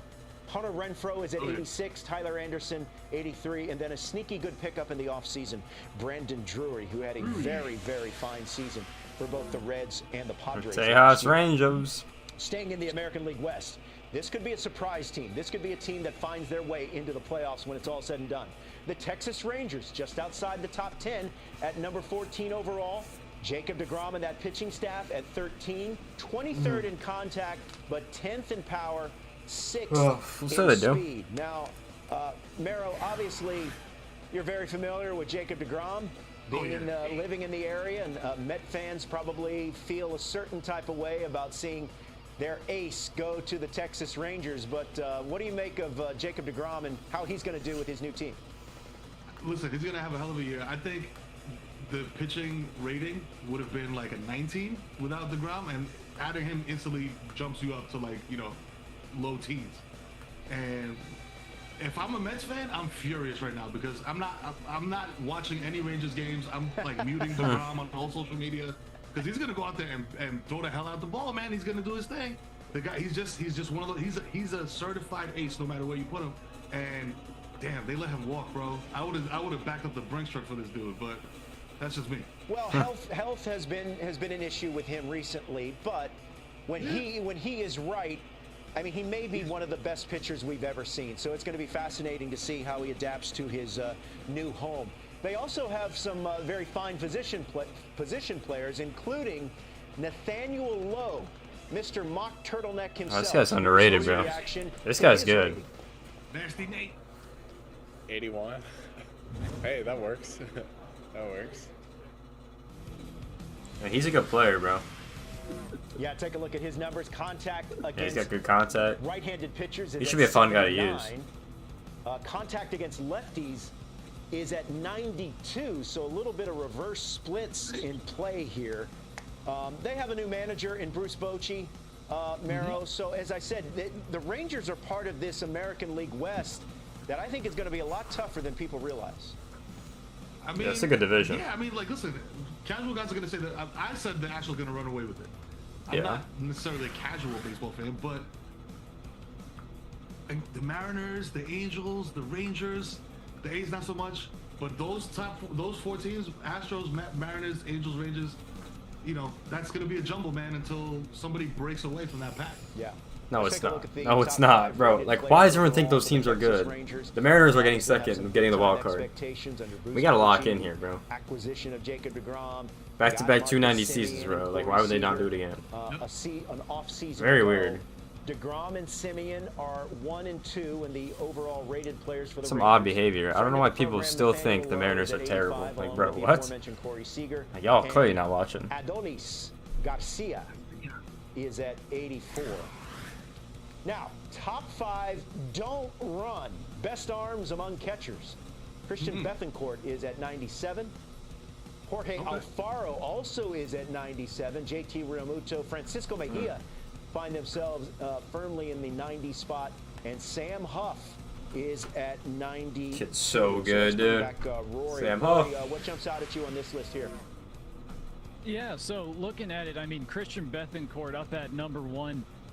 He was, you know, started out catcher when he came up in 2016, and then, you know, the arm was so strong they were like, oh, maybe we'll see if he can be a pitcher. And so they tried that out for a little bit and then brought him back to being a catcher. And I mean, he has one of the best arms, one of the most accurate arms. One interesting thing with both Bethancourt and Realmuto, while having great arms, we also have the quirk on them, catcher pop time. It's for catchers who, you know, are really quick getting, you know, their pop time from home to second base. So both of them, all these catchers are not only good. have some of the strongest arms. But Yeah, the I agree with pop Crispy. time is Sean also Murphy great. not on So there. you can Interesting. pretty much stop running on both of them if you are going up against them. If you're playing online against either Bethancourt or Realmuto as catchers, Huff's on there. just don't bother stealing. He is on You're there. Probably not going to be safe. And then looking at the other the Rangers are going to be names so on the good list, this year. I can't wait to Alfaro, watch them. You know, he's been around quite a few years. One of the strongest arms, you know, you can even put him in the outfield and he'll throw people out at the plate. Francisco Mejia, another just super strong arm. And one of the guys I'm most excited for, Sam Huff. We haven't been able to see him a ton in the majors yet, but we've gotten little glimpses of him the past couple years, and not only having one of the strongest arms for catchers, but also maybe one of the best power bats at the catcher position once he, you know, gets his reps in and actually is able to contribute for that major league team. Yeah, Realmuto and Bethancourt top 5 in pop time among all major league catchers. Real quick, pretty good question from the chat regarding Adley Rutschman. Roy, off the top of your head, do you know where Rutschman was on this list? Off of the top of my head, I'm not sure, but I know he's like right behind, just outside you know, the maybe top 5. maybe 6, maybe 7, 8. Yeah, he's right outside. Okay, good stuff. All right, thanks, Rory. Let's continue the American League West conversation. Let's talk about the Oakland A's. 29th overall, 29th in pitching, 5th in defense. Okay. 30th in contact, 27th in power, 17th in speed. Mero, this is a franchise that is, you know, they're going through a rebuild, reimagining, whatever you want to term it. They got really cool uniforms. I love that Kelly green, you know, that the gear that they wear on Friday. So it's amazing, and you know, Oakland is a great city. What else? What else can I say about the shout out to Marshawn Lynch. Yes. Yeah. So. Yeah. Shout out to Beast Mode. He's an A's fan. Gotta say something good about them. Like you said, they're rebuilding, they're reimagining. The team is mid, but when you have a team that's mid and you're rebuilding, reimagining, you got some good young guys. Yeah. So A's have a couple of them. I mean, look at this: the yellow top with the white pants and the green cap. I'm all about that. Let's and go. Then if you want to go with the sleeveless look, that's also a very cool look there. Seth Brown, 80 power against righties, 80 fielding as well for the Oakland A's. And then who else we got? Oh, here's some more. Here's some gameplay video of Seth Brown. Of course, Mero, you, the Yankee fan, you got to remember that, you know, that Jeter flip play that we hear about all the time. That was against the Oakland A's. Yeah, that's what he does. You know what I'm saying? Shout out to the captain. My captain, I have a massive fat head of him right here. Jesus. That's Jeets. You know, we got Jeets in the building. Yeah. Oh, look at that. You should get him to sign that next time. He did. It's signed. Oh, it is signed. My bad. Oh, look at that. There we go. Look at that. That thing's gonna find its way on eBay pretty soon. One more here. Connor Capel of the Oakland A's. You take a look at his contact. Good 81 arm. Below 70 at 67. A's ain't gonna do much though. Strength rated as 81. Your top 5 Oakland A players. Yeah, I was about to say. We got an 80, bro. Jesus. The offseason from the Houston Astros. The bad guy, Razor Ramon Laureano, is at 75, along with Zach still Jackson, on this list. and Jace Peterson at 74. Joining us now is Jimmy Doss. He's part of the MLB The Show live team, and he's joining us now to talk about Road to the Show, a place where if you're good enough, you can work your way to the minors, to the majors, the World Series, maybe even the Hall of Fame. Hey, Face Scan is coming to Road to the Show. Tell us more about it. Yeah, we're excited to have this in there. This will knock down countless minutes, hours that it always takes everyone to create themselves, including me. So yeah, you can get right in, take a selfie. One picture is all you need, and you'll be right in the game. I love that. I love just the. I can't wait to play this game, bro. Of what this brings for Road to the Show. Let me ask you about. There's a new ball player hub as well as part of Road to the Show. What should we know about that?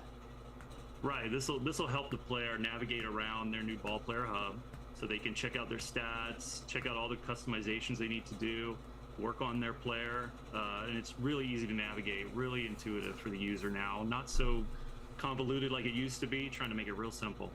Now, you mentioned a couple of things that are new to Road to the Show, the face scan, the new ball player hub, but one thing that is returning as part of this mode is on-field training. Tell us more. Yeah, we want you to be able to build up your ball player like a real ball player, and that's on the diamond. They're going to enhance their skills by doing the things that they would do on the field, so you can do that, in the game.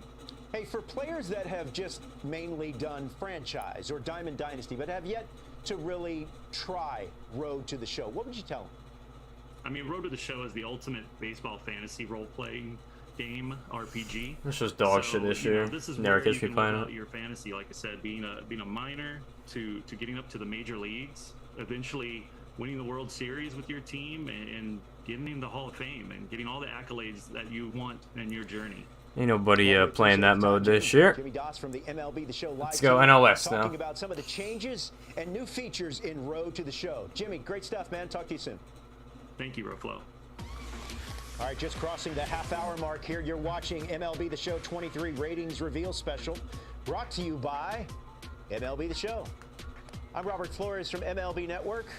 Thank you very much for joining us, alongside my co-host, the Kid Mero, comedian. That's right, baby. We're here. Producer, huge baseball fan, huge Yankee fan. Hey, what say, Mero, we dip into the old feedback bag, and let's see what we got here. This one here from Little Mac 88.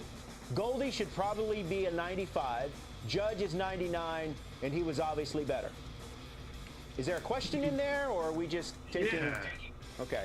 All right. I read that as Judge is better than Goldie, or are you arguing for Goldie or against Goldie, Little Mac? Oh, so he's got a problem with... Okay, Little Mac 88 has a problem with Goldie being a 99. Okay. All right. Well, to each his own. Okay. I would say you're incorrect. Yeah, I'd say you're wrong. There you go. Hello. Absolutely. I mean, the guy's MVP. We got one more here from RGD watching on YouTube.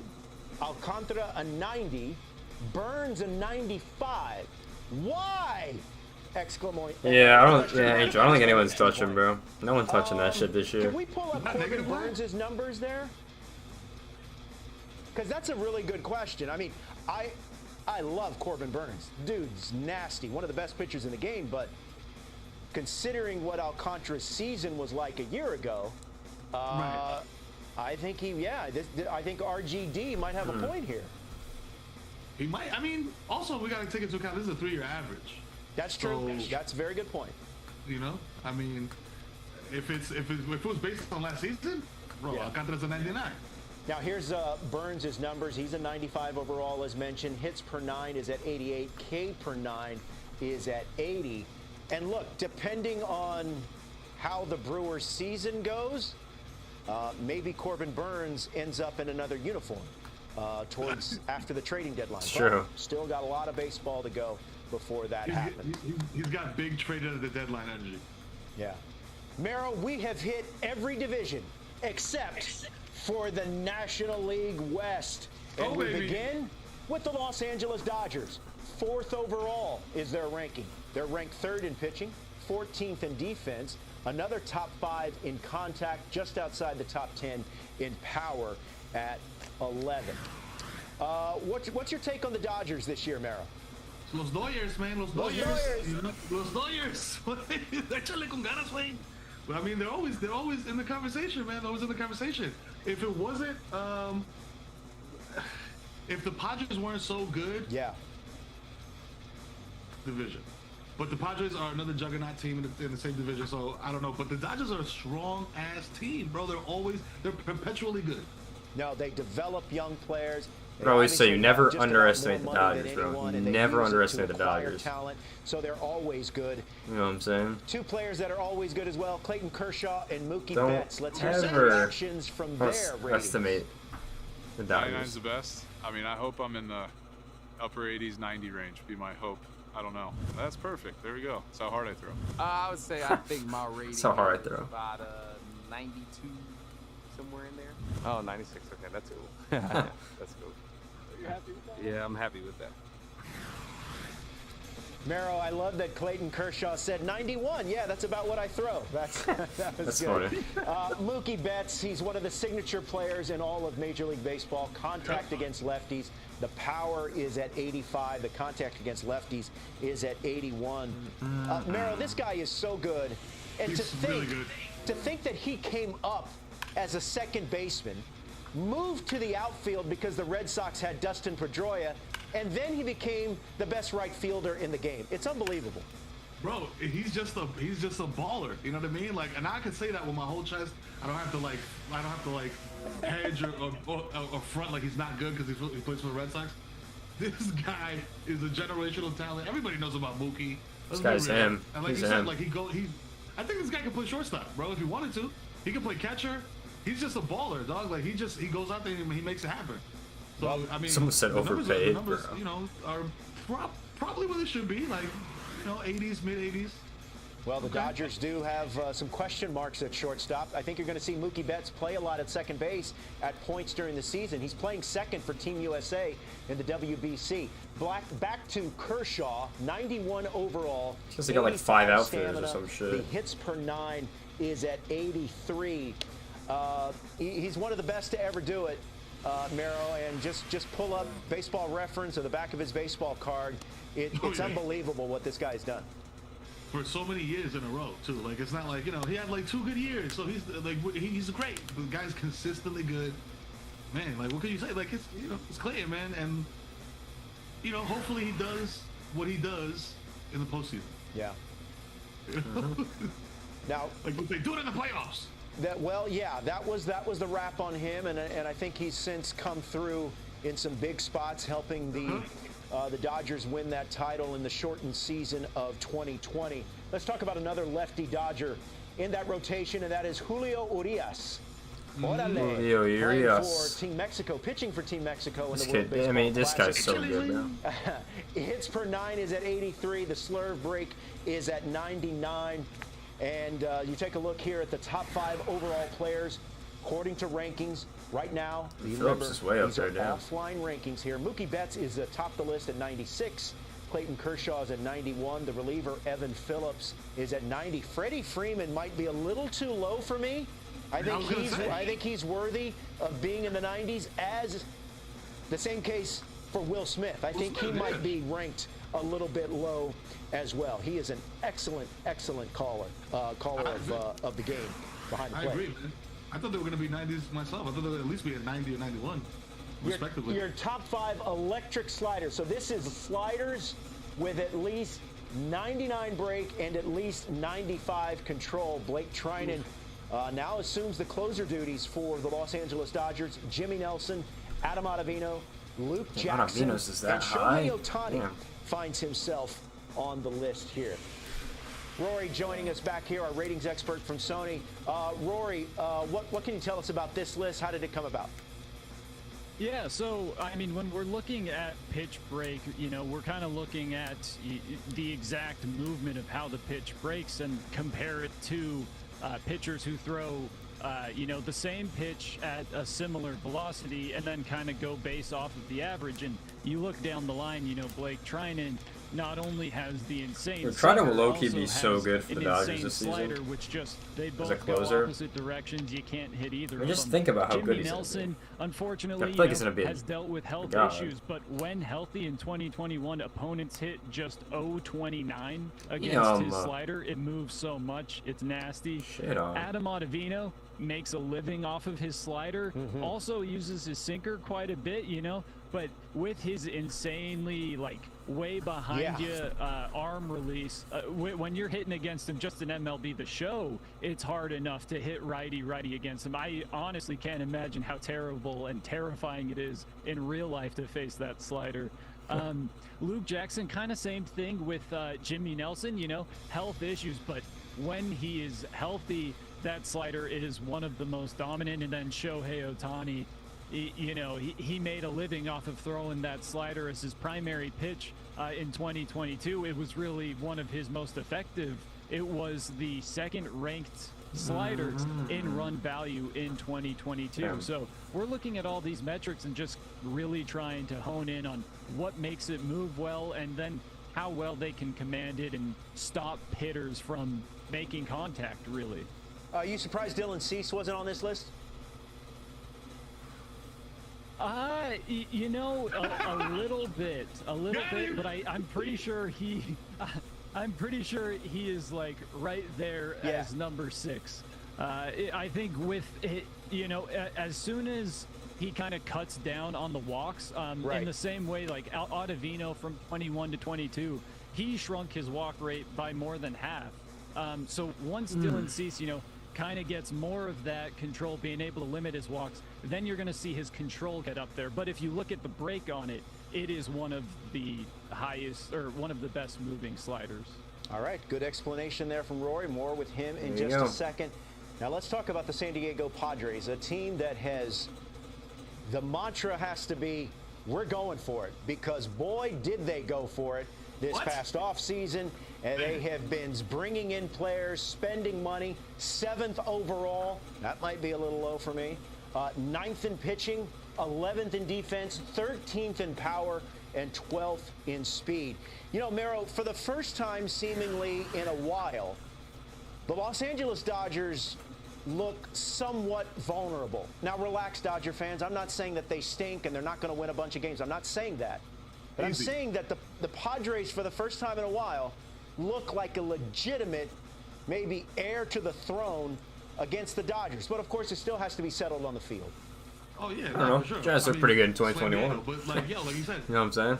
They got to play They the almost game, won but that on shit. paper, dog, this is the Monstars. You know what I mean? Like, that, like they had a hell of an offseason, dog, and they went and they got everybody they wanted to get.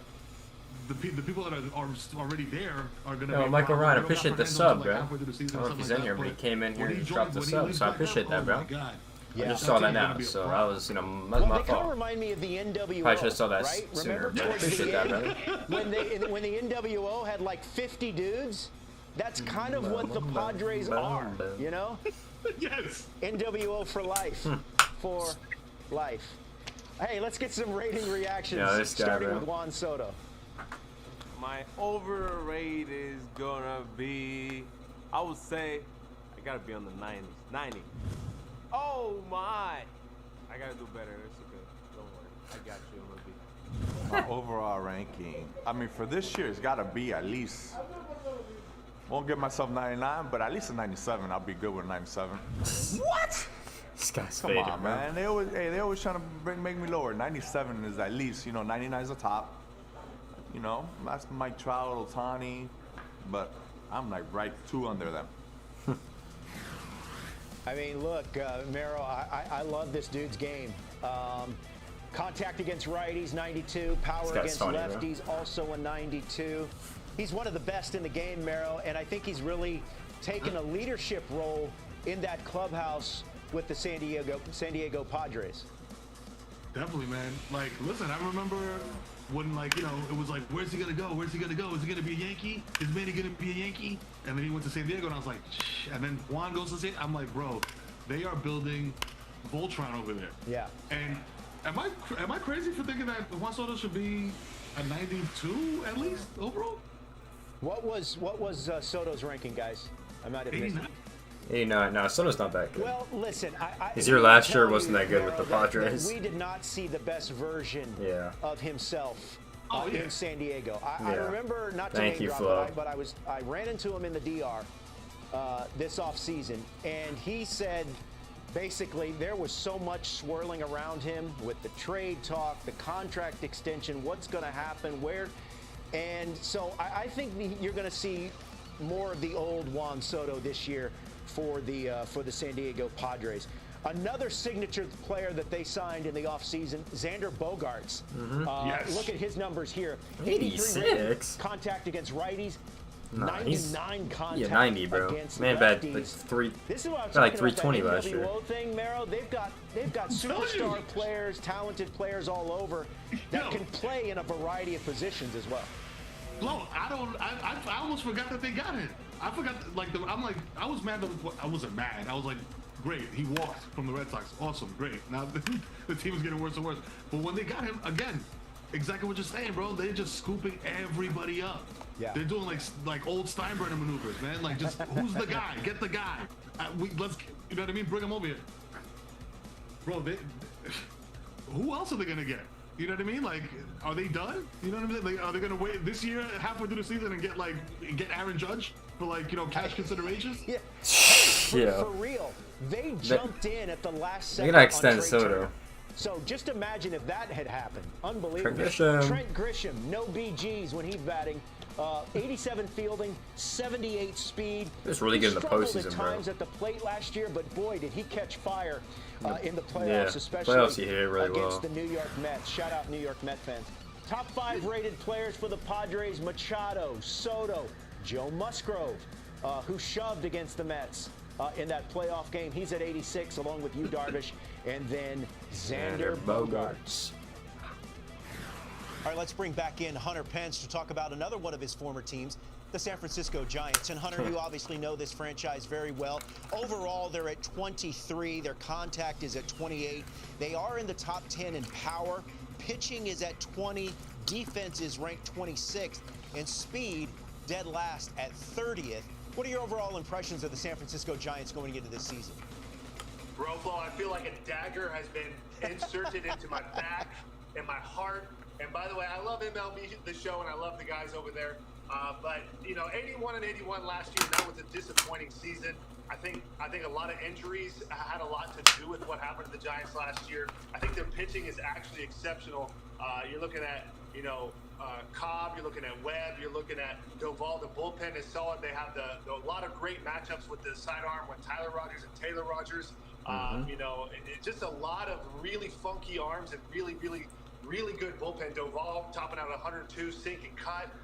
It's just a lot stronger team if they play defense. I think the defense and Crawford being injured last year really was the crux of their season, and that's following a 107-win season that I know kind of weighed on them and brought the spirits down. I think there's lower expectations, but I think there's higher talent. I think they're going to be looking at another playoff run.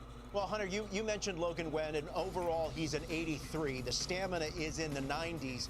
The sinker break is at 99. This guy, when he's right, one of the best pitchers in the game. Yeah, and when you say when he's right, last year he had a 2.88 ERA. I think he was or close to 16 wins. One of the best pitchers in the game of baseball. And if you go toe-to-toe with Aaron Nola, Logan Webb probably had a little better season than Nola, obviously pitching in a different ballpark. But you can't tell me that Nola's a 91 and Logan Webb is not in the 90s and not a diamond pitcher. This is one of the best young pitchers in the game. Yes, he has one of the best sinkers. He has also a filthy changeup. He has one of the most devastating sliders. He works the east to west, and he has command through the roof. This is a winner. This is a young kid that's hitting his prime and going to get better. Mitch Haniger comes over from Seattle to join this ball club, Hunter. Overall, he's an 83 as well. Power against righties around the mid-70s. The power against lefties is almost in the mid-90s. What does Mitch Haniger bring to this lineup? Yeah, Mitch Haniger is a ball player. This is a guy who plays good defense. This is something that they're really looking forward to having. He's also got a lot of intangibles. He just does a lot of the little things right. He has a lot of discipline at the plate, a really smooth swing path that can battle both righties and lefties. He's in the zone a long time. Just a through and through ball player. This is a gamer. He's known to be clutch. And just one of those guys that you love to have on your team, you love to watch, and he goes out and takes care of business. And lastly, Hunter, you mentioned him earlier, Camilo Doval, one of the, I think, underrated closers in the game. This guy has absolutely filthy this kid was stuff. good, bro.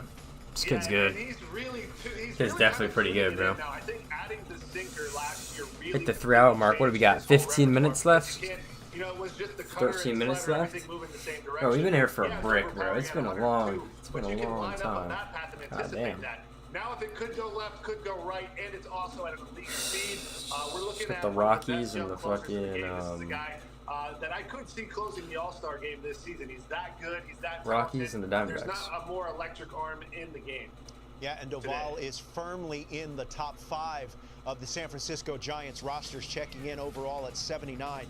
82 players in the 83 range for Mitch Haniger and Logan Webb, Alex Wood and Brandon Crawford. Wood, of course, a right-hander in that rotation, and the aforementioned Brandon Crawford, one of the better shortstop and has been for a long time. He is in at number 77. All right, thanks to Hunter Pence. Let's move on to the Arizona Diamondbacks.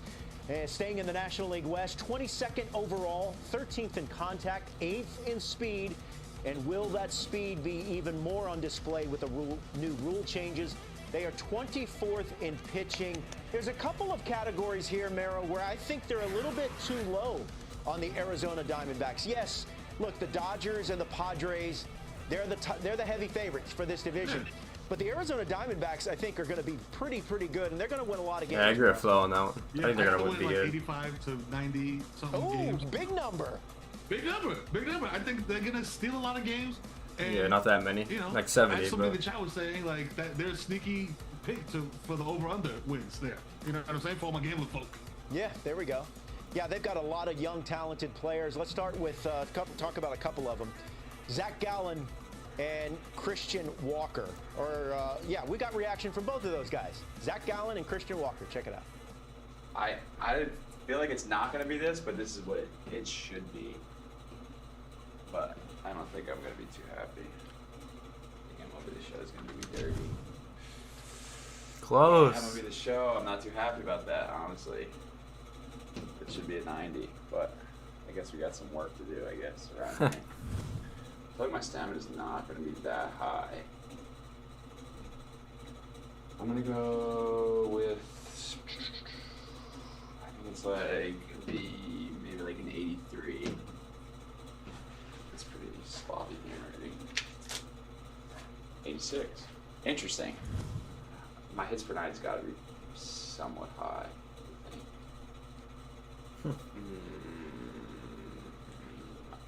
I'm gonna say it's gonna be like a 94. Let's see what we got. Maybe 86. yeah.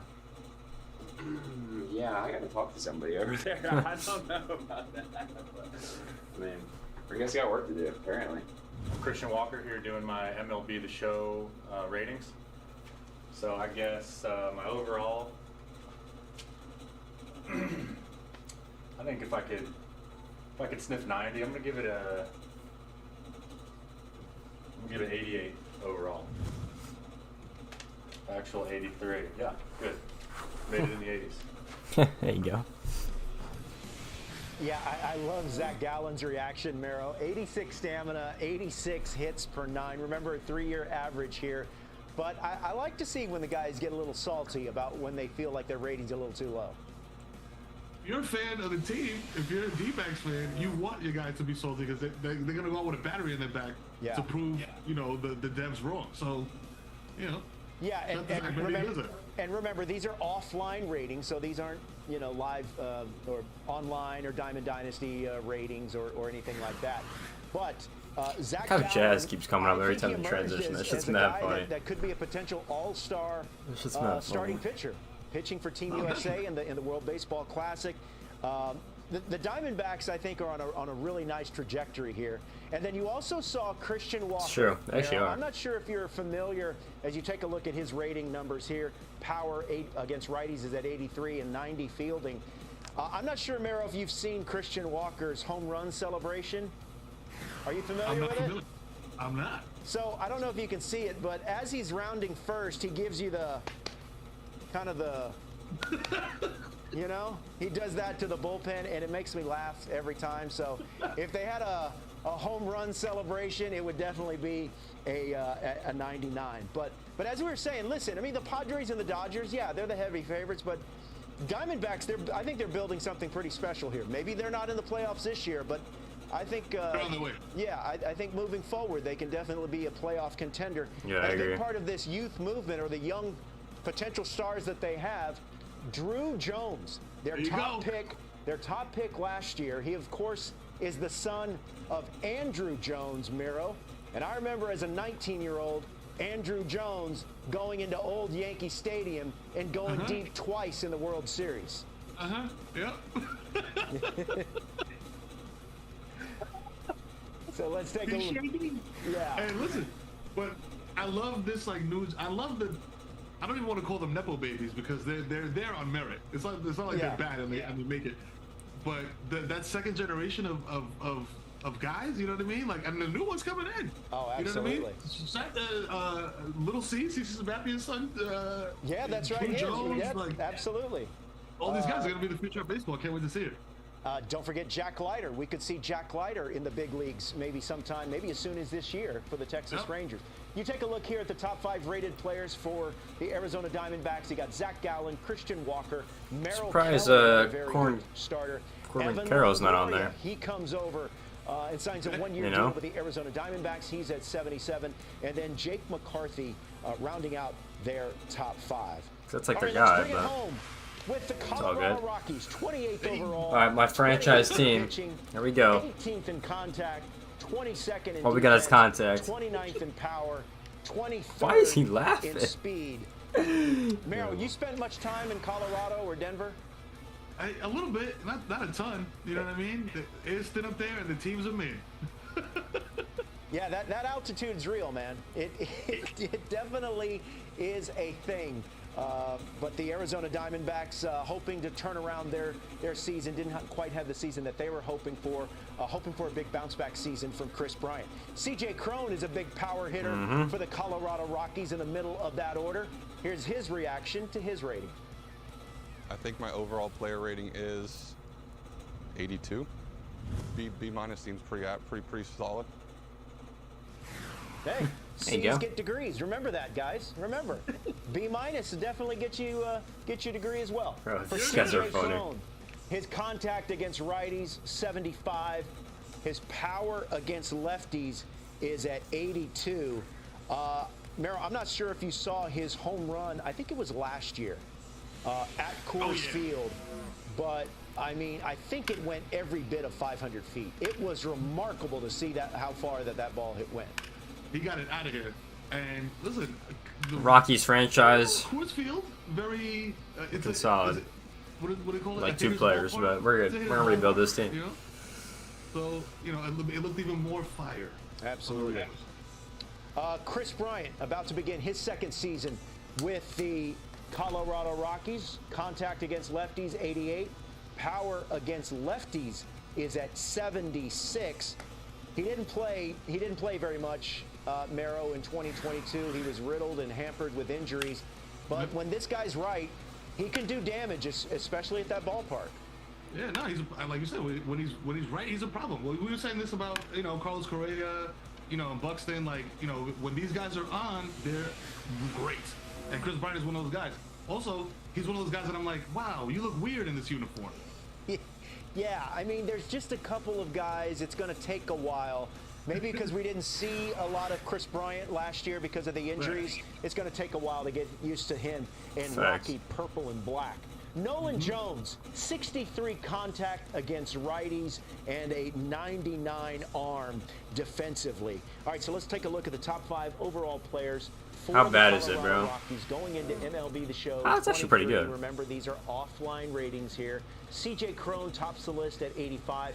Daniel Bard is a great story, an all-star closer after taking some time away from the game.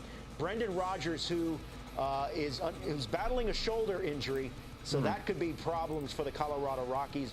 Ryan McMahon, no chance. That's what you got. He's at 77. And then Chris Bryant rounding out the top 5. All right, let's bring back in Rory McCann, our ratings expert over at Sony, for one more check-in. Rory, now that we've unveiled all the offline ratings, what comes to mind? I mean, you know, really, we're really proud of what we put together here on the team. The roster team put in a ton of hard work to get it to be as close to real life as, you know, we could. You know, that's our goal always, reflect real life. I think they always do a good job. We're really proud of what we've put out. Yeah, I think they always be doing a good job. For those who, you know, for those who everybody wants to know, like, oh, why aren't they higher? You know, why aren't they lower? Well, our first roster update in season is going to be just a couple weeks after opening day. And you're going to start seeing the movement begin. You know, that's when the fun starts happening all throughout MLB The Show.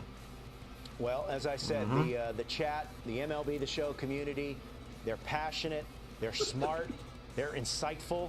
So they always have good questions. Well, I don't want to say always. That every now and then there's some clunkers, but a lot of them had some really good questions about where the guys were rating and how come this guy was rated higher than the other. So, Rory, we appreciate it. I think they always do a pretty good job, though. Congratulations, and I know the work is still ongoing for you and your team. I appreciate it.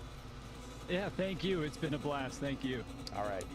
That's Rory McCann from the Sony ratings team. As the have a few more moments here on stream here with my man, the Kid Marrow here. I think we got some more feedback here. Kirk watching on YouTube. Manny should be a 97 or a 98. Soto should be a 90 overall. Okay. Yeah, I mean, I over 90. Oh, Soto should be over 90. I think he's got a point, Merrill. I mean, maybe a little too long. Yeah, I feel like he's right. Guys. Yeah, that's not even a hot take, bro. That's like a very mild take. You know what I'm saying? Like, both of those dudes definitely 90 overall plus guys. You know, maybe a 99, 98. Maybe, you know, but again, like, the 3-year average thing is what kind of throws me off. You know what I mean? You can't just go by what did this guy do last season. Yeah, that's true. You know, so that plays into it a lot. So, hey, just do some math, y'all. You know what I mean? Start doing some long division, and you might be pleasantly surprised. Well, I was told there would be no math, but let's get one more feedback here from Jugsy Siegel, friend of the program. On Twitch, Corbin Carroll says he's a lock for a 30-30 home run season. I agree. Now, those are some big numbers. I love the player's upside. His card last year in the choice pack, it was in just so many people's Diamond Dynasty lineup. But yeah, I mean, Corbin Carroll has that ability, but 30-30, that's hard to do. It's hard to do, but if somebody could do it, Corbin could do it. Like you said, he's got the tools to do it, man. He's got the wheels, he's got the power. Let's see. I might put that on my to-do list as far as, you know, wagering. Yeah, that could be a nice little prop bet. My man Max in my ear telling me that between the minors and the majors last year, Corbin Carroll hit 28 home runs. So we'll see how it plays out. This was a lot of fun, man. Thanks for hanging out with us. So it's still going? Yeah, I think it's about to be over. Blessed to be here. Right here. Shout out to you for the chat says been live for 3 hours, bro. We've been going crazy. All the wrestling references are fire. Hey, you know, what can I say? I grew up in the Attitude Era. Then, you know, that's just what happens. Hey, man, we'll have to exchange informations, gamer tags, the whole thing. Maybe get a game in. Let's do it. All right. Hey, a reminder, guys. Remember, MLB The Show 23 comes out on March 28th. Early access, March 24th. Remember, you can catch my streams of MLB The Show 23 on my Facebook page and on Twitch. Thanks for everyone watching. Enjoy the game and enjoy the rest of your week. Peace, y'all. There it is, chat. There it is, baby. I mean, that was a long-ass stream. 3 hours. They went over everything. They went over a lot of information. They obviously talked about You know, they talked about the World Baseball Classic, which is very exciting, that they announced on Twitter. We obviously got to saw every ratings. Let's go over some of the top ones real quick, and then we'll send it off from there. Let's go over the top ones real quick. Let's go here. Let's post some of these top ones. So you guys remember? But yeah, they talked about the World Baseball Classic. Very exciting for that to keep going. And then they also, you know, talked about Road to the Show again and all those things. But here we go. Trout was a 99, Judge was a 99, Ohtani 99, Goldie a 99, and then DeGrom a 99, and then Verlander we got up here, Mookie Betts, Max Scherzer, Nolan, Machado, Harper, and Burns. So there's your 95s and up for the game. So looking pretty promising so far. You know, on the ratings, I don't know really about the 99 live series thing, but I mean, with the 99s on day one, I mean, I don't really know. But yeah, so talked about a lot. We're definitely gonna go over it. And I'll be uploading a video later tonight about it. Don't know when it's gonna come out. But definitely going in depth. We'll have it won't be 3 hours, guys. It'll be probably like a little smaller than that. You can at least get the important stuff. We'll talk about some of the highest rated players. We'll talk about the World Baseball Classic. You know, with the MLB the show. And then there was something else I was trying to remember. I don't really remember what it was now. Oh yeah, they talked about, you know, they brought the new cards. Obviously, we saw that new set of that Jackie Robinson. You know, this card right here. This one looks pretty sick. I don't know what set they're calling this one, but it looks pretty cool. You know, set 199. You know, looks like clean. So I don't know exactly what they're calling this set, but it looks pretty fire. So we'll talk about that as well in a later video. But I appreciate everyone that came in here and was in here, because we were here for a minute. So I appreciate everyone that decided to come in here. It's definitely interesting looking at all, you know, the overalls and stuff like that. I thought that was pretty interesting. You know, I didn't think it was gonna be 3 hours, but yeah, definitely a long time. But let me know you guys think about the stream. Yeah, good God, long stream. I agree. Normally I don't be doing these long streams, but sometimes it's like that. Yeah, I mean, if you guys enjoyed, obviously, you know, make sure to like, comment, subscribe. We'll be live tomorrow. Usually right around this time. Or no. I have like 4:45. We'll be live tomorrow for the franchise future premiere, which won't be 3 hours. So, you know, probably like an hour. So should be pretty interesting overall on that side. So yeah, but we'll get a video up tonight. We'll stream tomorrow. Should be pretty exciting. But if you guys enjoyed the stream, make sure you guys like, comment, subscribe. Appreciate everyone that was sticking with me this whole time. And I will see you guys in the next stream. Peace out, everyone.